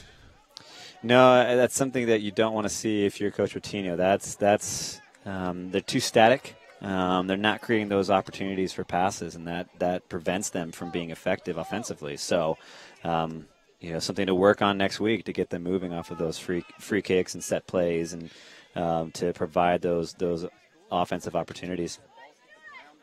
Again, last couple minutes, a lot of play here in the midfield. Not a lot of stuff going toward either goal, which could be tired legs, poor judgment, mental fatigue. So who's going to be the first one to crack? And we hope that the Knights can hang on long enough to let the Marlins crack first. Well, again, it's who feels the least amount of pressure and who is more comfortable and willing to execute. I think that's who's going to be able to find the success. And there's Colby Briggs chasing the ball from one side of the field to the other. Yeah. He's the Energizer Bunny. Just keeps on going, and I don't think the defenders for Virginia Wesleyan really appreciate his efforts. No, they definitely do not, and that's one thing that if I'm Coach Patino, I'm definitely making sure we're trying to find him as much as possible and telling him to keep making those runs, because he's creating that havoc that's opening up opportunities for the Knights. Well, I don't know the Coach Patino's practice schedule. I don't know if they're going to have a hard workout tomorrow or any workout. I would assume maybe not because of a double overtime game. It looks like we're headed for overtime here. 15 minutes to go in this one. 2 days off, maybe 1 day in the training room, getting everybody back. Fresher legs for next week. But Colby is absolutely running himself ragged. And it's a joy to watch. And I don't really understand soccer that much, but watching him give all that effort back and forth is just amazing. Well, and it's just basically what the Knights are going to need moving forward on such a consistent basis to be able to, be successful as a soccer program. They're going to need those sort of efforts. They're going to need that sort of energy on a consistent basis, night in and night out. He's providing those opportunities. He's that spark plug right now, and I would say keep going to the well on that one and keep using him. And it looks like Carlos has found a second wind. Oh, nice fake. Puts the ball outside to Brahima, crosses it to the middle. Colby couldn't corral it there. But again, Carlos Munoz has all of a sudden been an all-star for the last 2 or 3 minutes up and down the field. Yeah. Found a second wind. Maybe he just looked at the scoreboard. 15 minutes left. He can do anything for 15 minutes. Time to go, yeah. Well, I think that was interesting just right there. You see Virginia Wesleyan clear it out without really a whole lot of intent. That's probably one of the first times tonight. Certainly, I think in the past 10 minutes or so that's happened. So maybe some panic stepping into to the back of their minds. Could be panic. Could be, oh, no, here we go again. Yep. What do we do? And self-doubt has to be coming into their minds. The Knights need to be encouraged with the way they're playing, and they need to be energized because they've held a team like this to a 0-0 tie so far, which shouldn't be surprising to us. The last 2 games, the defense has been stellar. Yep. I mean, you only, they're averaging a goal against a game, and, take a team to double overtime before they finally score that goal. That's certainly, Colby Briggs with the ball in the middle. Tried to slip it through, looks like to Cole Honeycutt. But now we're starting to see the Knights win more 50-50 balls in the middle of the field. Yep. Again, as you said, maybe panic, maybe a little bit of apprehension. The Marlins just don't look like they're hitting on all cylinders like they were earlier in the game. No, and you see them now, what they weren't doing earlier in the game, you see them dribbling into pressure. You see them dribbling into players as opposed to earlier in the game. They were finding spaces. They were finding passing lanes. The past, 4 or 5 offensive opportunities for the Marlins, I've seen them, dribble right into defenders. And so that's, very unlike them, having seen them earlier in the game. So perhaps the Knights are finding that rhythm they need to be able to get a win. Again, we're getting down to under 12.5 minutes. The Knights have been playing, in my opinion, this second half for the last, maybe 20 minutes, just great defense. Yeah. Putting pressure offensively on the Marlins, making the Marlins feel very uncomfortable. Yeah. There's an example. Again, dribbling it right into, dribbling it into a defender and miss out on a great opportunity. So, and there's a foul for the call it a professional Marlins. foul. Is Call that it a professional foul? Yeah, he knew he was beat. He knew he wasn't gonna. The ball was past him, so that's a foul with intent to slow things up. So professional foul is what they call that. All right. We're learning something new as we go along. That's why we have you here, Coach. And let's see what kind of set piece they have. It's kind of far away from the goal. Yeah, this probably won't be a shot, but definitely put it in and try to loft it and see if you can get, some bodies onto it. But execution was just a little bit off. Court Cox tracking the ball down. Tried to get it over to Dallin Brand, just not enough on the ball. Colin comes out with a high clear. Brahima under the ball. Goes up with the header, and it looks like he got kicked in the face. Looked like Colby got kicked in the face, and no foul whatsoever.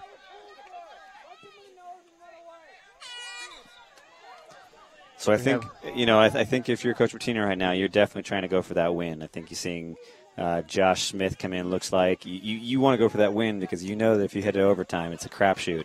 And tired legs from 2 nights ago, that's, you don't want to run into that again. So the Marlins are thinking the same thing as they bring Chris Cook back in. So now we have the two playmakers on either side back into the game for the last 10.5 minutes.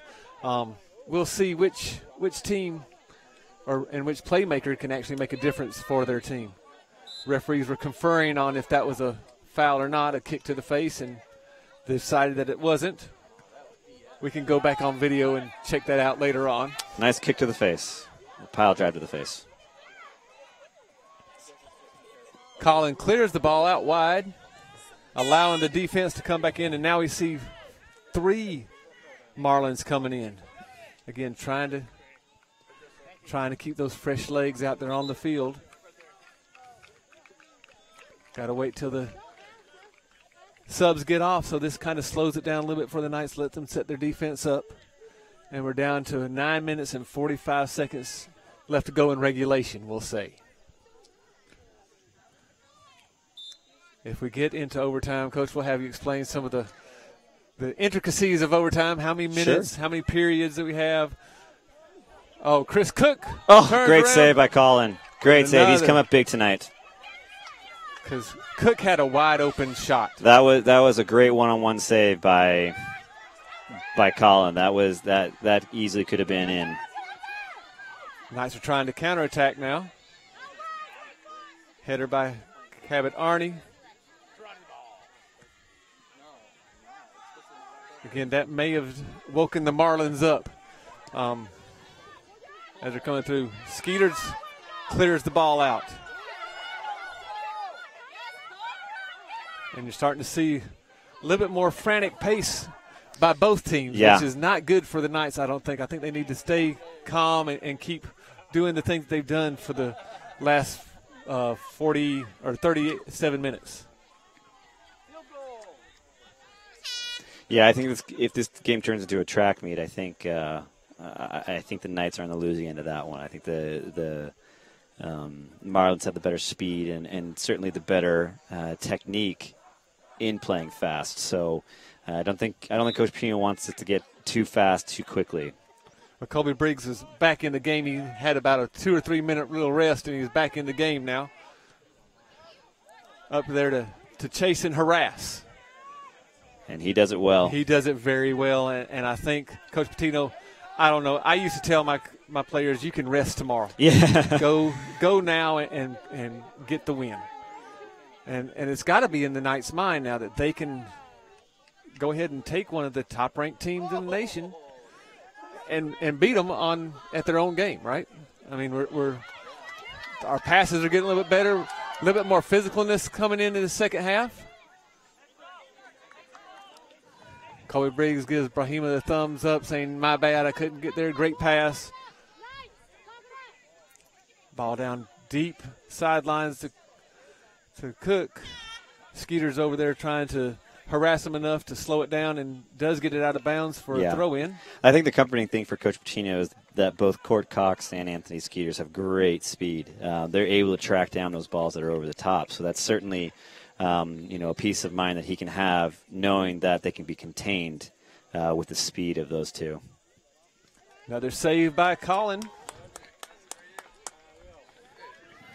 The good thing he's saving them. The bad thing, he seems like he's saving one every 2 minutes now. Yeah, it's.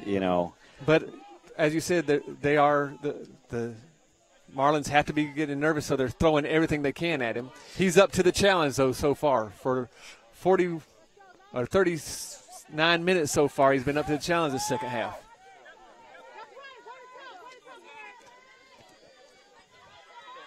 Dallin Brand with a nice slide tackle to get the ball out of bounds. Good recovery on that. Good recovery defensively. And what I've noticed about our defenders is they don't give up. No. They're like little bulldogs. They're always nipping at the heels. If you think you beat them, they're going to keep coming. Josh Smith taken down and no foul called.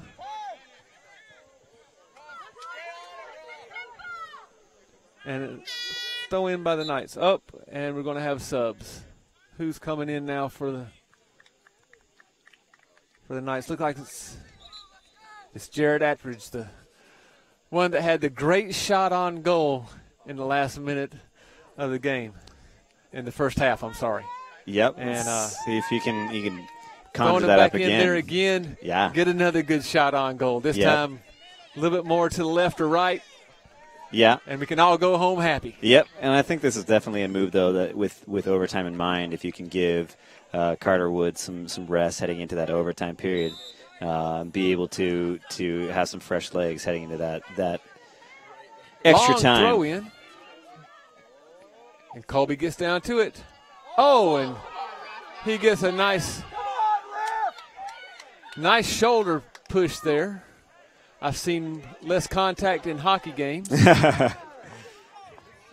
If I can see that, it's got to be kind of a foul there. But a throw in for the Knights. Colby bounced back up, gets it back into the mix. And you got to like that in a player who can take the contact and just keep on going. Oh, Jared almost with another. Again, kick he's a lucky charm right there. Oh. So they need to put that ball on Jared Attridge's foot as he's able to find some openings in the box.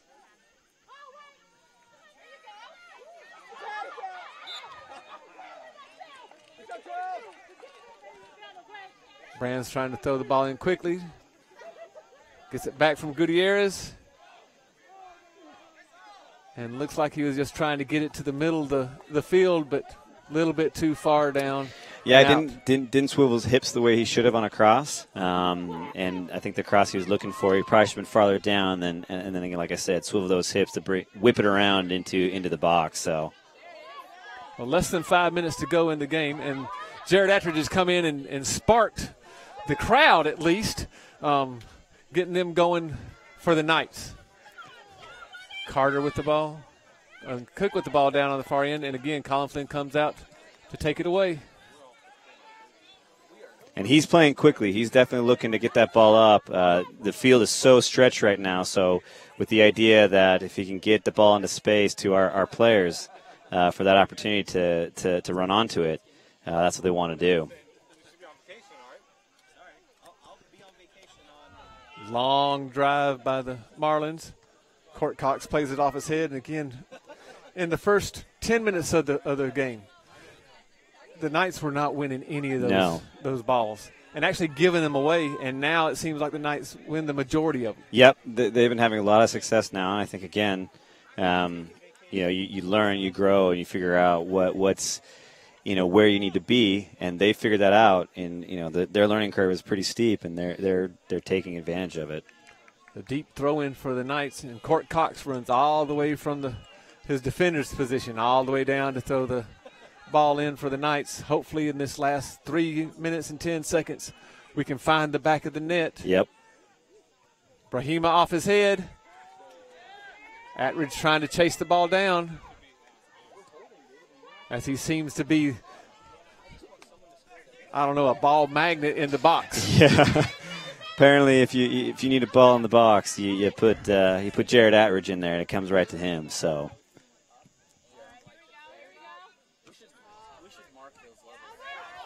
Carlos Munoz with a nice, nifty little stop at the ball.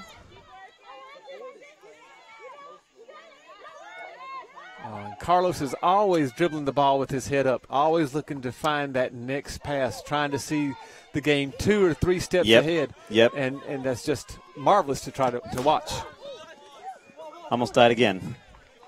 We need a glass coach cam right here. Coach cam, yes. On top of your head so they can see the ball coming in at you. See it almost kill me twice.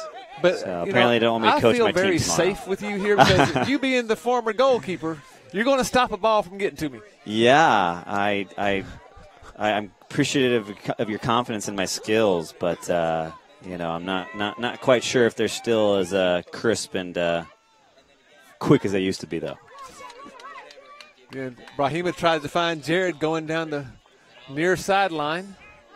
If you need me to wrangle children, I got some good skills there, but the goalkeeping skills aren't quite as strong as they used to be. You can ask the girls on my soccer team. They like to embarrass me, shooting shots at me. Well, I would tell them that you're just trying to build their confidence. That's what I'm trying to do. Oh, and I think we had a handball there. And he changed his mind. Oh, I think he was calling the push in the back originally. Okay. So, well, from what I saw a hand go up. Yeah, saw that too. Looked like it went off his forearm to stop the ball and bring it down to him, but the only one that matters is the guy with the whistle.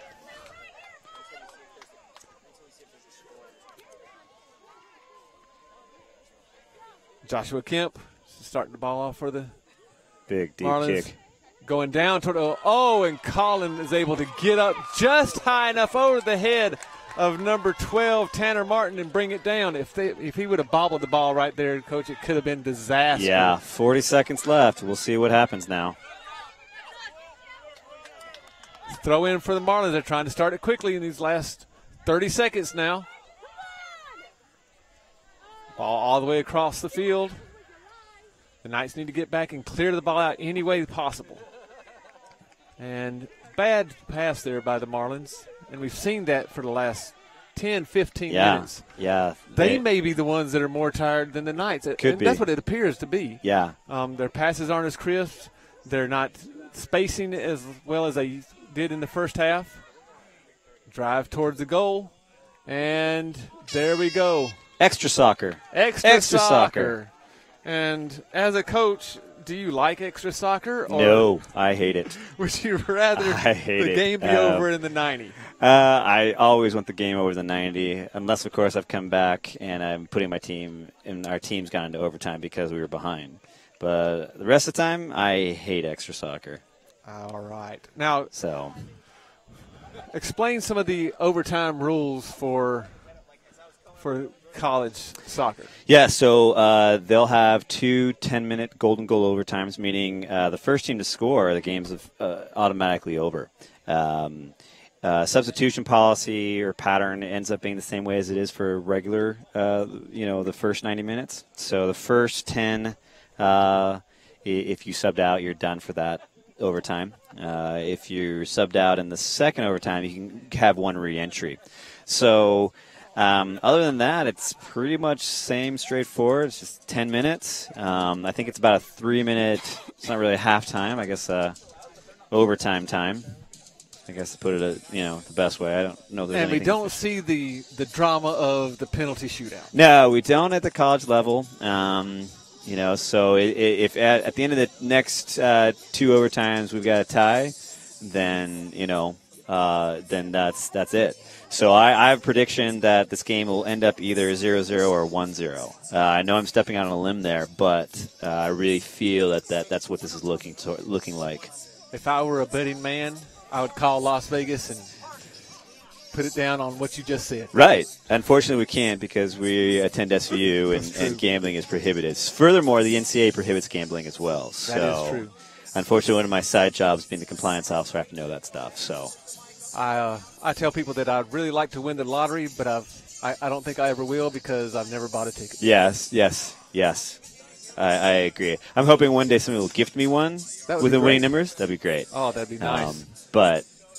So it'll be interesting to see what happens as overtime. I think certainly you want a situation where, you want to score quick. That's for sure. You don't want this to last much longer than it has to.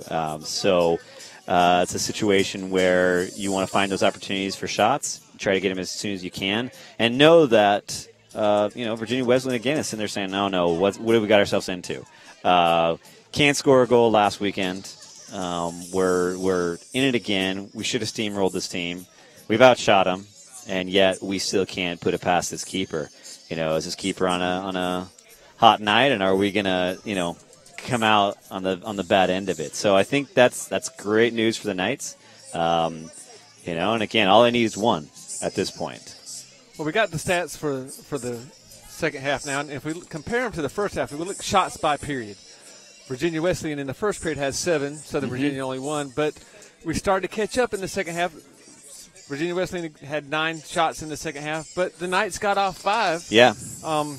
And, again, most of the shots, with the exception of 1 or 2 that we can think of, were on goal. Yeah.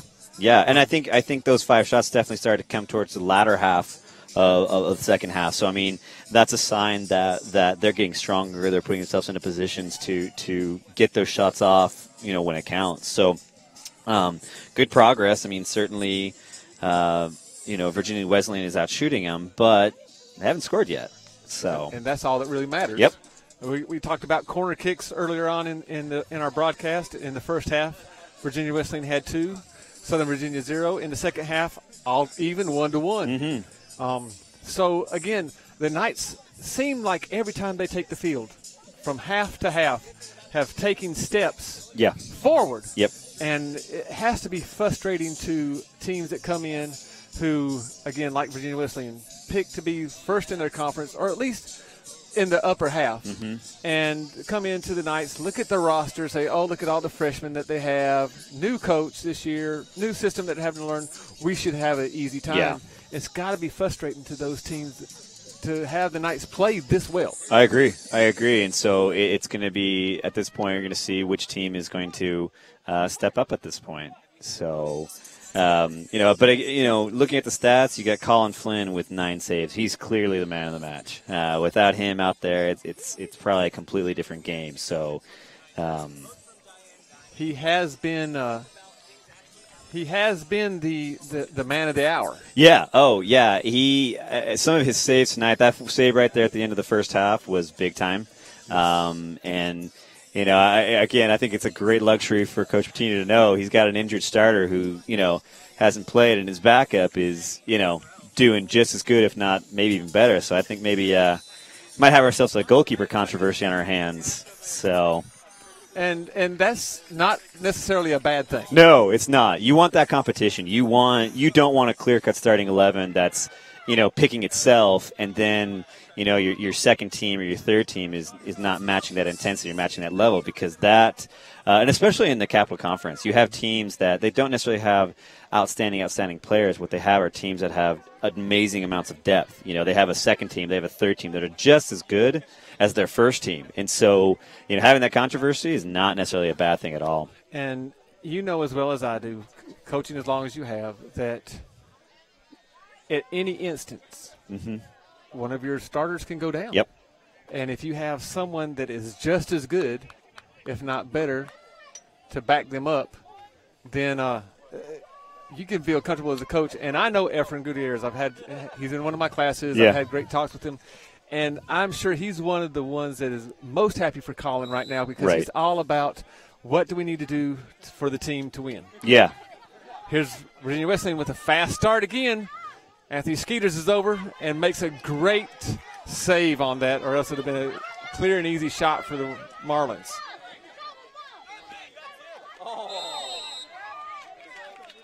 Carter Woods gets a little over-aggressive there, putting his arms around him. I think he was playing the wrong sport there. Yeah. He was playing the wrong sport. Yeah, it's not wrestling right now. Yeah, or football. That's true. They're playing tomorrow at Methodist, so, they are. And we also failed to mention, or I failed to mention, that you have a home game here tomorrow yes. also. Yes. 4:30 against Barton College. 7 o'clock. 7 o'clock. 7 I'm o'clock. sorry, I looked at the wrong schedule. Under the lights. Under the Under lights. the So lights. our first home game of the season, and so that's a exciting thing. You don't have to play out in the sun anymore. No. Where you die of heat. no, we it's kind of a nice night, cool, and hopefully we don't have to worry about a thunderstorm, which can roll through here. They happen, but y'all are tough. You play in rain just as long as there's no lightning. Yeah. Yep. Our scrimmage a couple weeks ago was pretty much a downpour, so I don't think there was anything dry on me afterwards. So, we'll play if it's wet. Ball off of Cook's head, sails out. The Knights have the ball for a throw-in off of Gutierrez's foot. And it looks like Cook over there wants to try to put this game on his back. He's playing defense. He's trying to score goals on the offensive side. Yeah. And we'll see. We'll see. Somebody's going to have to if this game wants to, And he's if one they of those want to win. seniors. He's been in the program for 4 years. Yep. He knows what it's like to win. They won the ODAC last year, or the conference tournament last year. So, he's trying to will his team to win. Right. Which sometimes it works. Sometimes it can work against you. Well, you have to be smart. You have to make sure you're working in those opportunities, but you can't. There is such a thing as doing too much, and if you're not careful, you can do too much and hurt the team more than help it.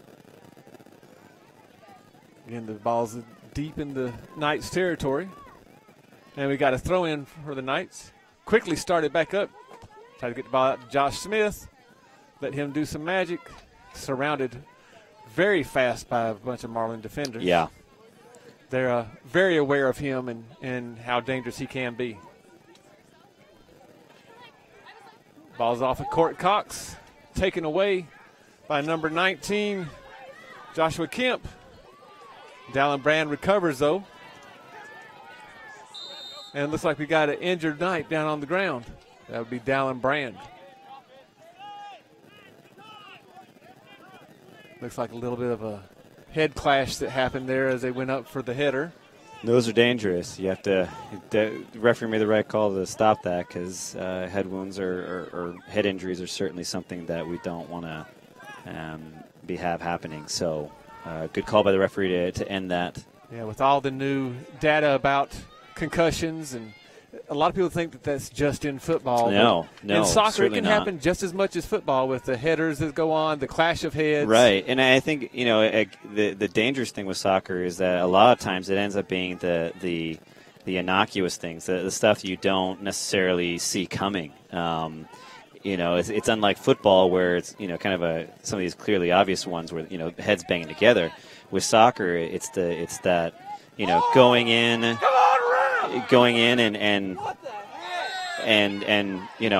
hitting the ground after a tackle.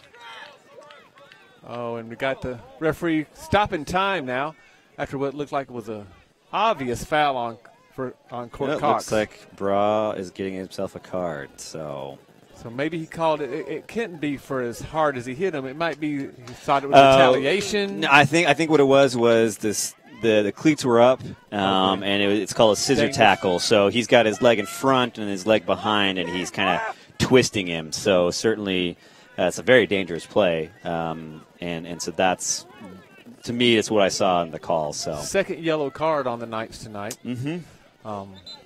And those that do accumulate during the season. They do. You have to make sure after 5 there's a game suspension, and it kind of compounds after that. So I think there's a fine line. You have to make sure you're being aggressive, but yet not out of control. Kemp plays the ball across to Brian Lee. A little bit of a wasted free kick there. They had an opportunity, and you kind of want to test Collins some more, but it looks like maybe they feel that they've tested him enough and want to try to do something else to confuse get him him out of the way. Could be it. Josh Smith trying to track the ball down now. Now you got Josh Smith and Colby Briggs in there, and I'm sure that they can be pests on to the defenders as they try to clear the ball. Yeah, you're definitely going to want to send those two as fast as you can and as often as you can because they can create havoc, and so I think it's a good combination they have out there right now. Long play in. Collins out. Oh, and a slide. Collins. No. Colin Flynn got out of position, couldn't get back in time. Two games in a row. That's just. The Knights couldn't clear the ball, and the Marlins put it into the back of the goal. And you hate to lose a game. Yeah. You hate to lose a game like that. Yep. I think it's definitely in that way. That's the hardest part, when you have these opportunities and it's so close for you to be able to do it. So I think that's probably. Well, we can sit here and we can talk about all the things that have happened to the Knights, losing two games this way, the double overtime, going into overtime now. Yep. This is but it's a character building and hopefully a team building for the Knights. Yeah, as a coach, and I'm sure you're definitely aware of it. You hate the character building stuff. Well, we got Art Furler is going to go out and try to catch Coach Patino. There's a lot of great things that are happening for this Knights soccer team. Yeah. And again, like I said, I think as a coach, you hate character building. You definitely don't want that. Heat of the moment, you hate character building. But you see it, hopefully, the long term, you see the growth that's happening. And so, we have to be honest here. This is a game last year where Virginia Wesleyan wins 6-1 over the Knights. And now they, a year later, they have built up a talent pool, and they've gotten to a point where they had, the best they can do is beat them in overtime, 1-0. So, and it took 95 minutes of soccer. 95 minutes of soccer. So I think it's a situation where, there's growth there.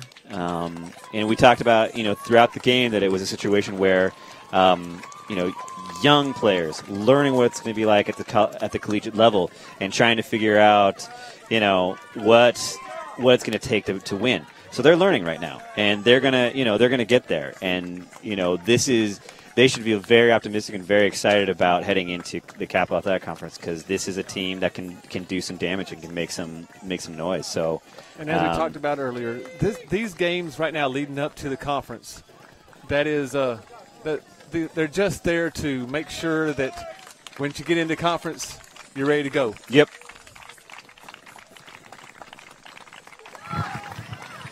Thanks, guys. I'm here with Coach Patino after a heck of a game. Coach, tell me a little bit about your thoughts on your players' performance tonight. I'm proud of my players. At one point in the game, we had 10 freshmen playing. I was happy about that. We were so young. We had 10 freshmen out on the field. Fans are great, cheering us on, and obviously heartbroken after second game in a row. We take it to overtime, and this is a good quality team. And so for us to go down like that and to lose it in overtime, it's tough emotionally and for the guys, so I feel for them, obviously, but I'm proud of my players for working as hard as they did. This program is the number one of the ODAC, and for us to hang with them, obviously I wish it would have gone the other way. We still got things to work on, but definitely proud of the boys right now. Sure, it's got to say good things for the rest of the season coming up. Playing as well as you did against a nationally ranked team, as you said, won the ODAC last year. What do you think this says about your team going forward for the rest of the season? I think it's positive. I'm excited about what has to come, and we're not clicking quite yet. And obviously, this comes when we have a young team and guys that haven't played together for a long time. And so these guys are coming together, and we're seeing new things. And today we tried some different players in new positions, and we need to work on our depth chart a little bit and get more guys in, so our guys aren't so tired. But again, to our future, it only speaks volumes to who we're going to be, and we're still trying to find who we are, and obviously it's a great step forward, especially from last year. I'm excited that in every game we've been able to compete, but I know they are and I am. We're sick of losing, and obviously defeat is never easy to take, but obviously proud of them for the effort, and we got to bring some things together, but that's where we're at right now. Sure. Great place to be, though, and great playing going forward. One last thing. Last time I asked about the fans that were here, we also saw more than 500 views on the stream of this game last week. What do you have to say to the folks watching at home? Thank you. We appreciate all your support. We're grateful to have so many of you watching us. We're grateful to have so many fans out here. I know these boys love to play in front of a crowd, and so for all of you watching it, we appreciate it. And don't worry, we'll turn the season around. Thanks, Coach. We'll send it back over to Mike Harmon and Matt Gryrock for the wrap-up. Thank you. All right, Coach. So Coach Patino was talking about a lot of the same things that we brought up during the game. So that's nice to see that we're thinking like the head man. Give me one thing that we can take away from here and look for the growth to the next game.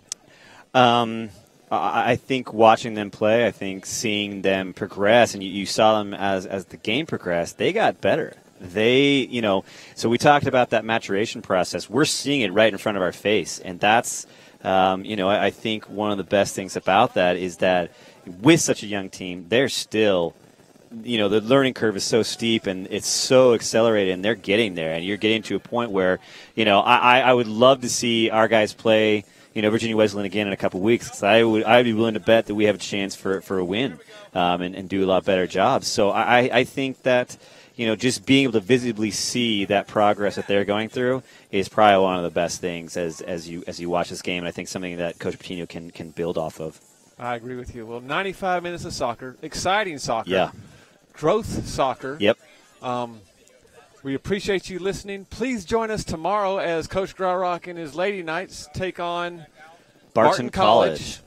At 7 o'clock. 7 o'clock. They have an exciting team. Again, Coach Graurock's building his team just like Coach Patino is. You'll see some great play. Give me two players that we need to look for offensively and defensively. Offensively and defensively. Probably look at sophomore returner Tatiana Monson, second leading scorer last year, and then probably our senior goalkeeper in Kenzie Cox. She's probably, I think again, if we've talked about, we put a good defense in front of her, she could be an all-conference goalkeeper. So her and again Tatiana's great offensive weapon for us, and we leading scorer so far, and hope to get her some more shots on goal and some more goals tomorrow. Mike Harmon from Coach Matt Graurock signing off.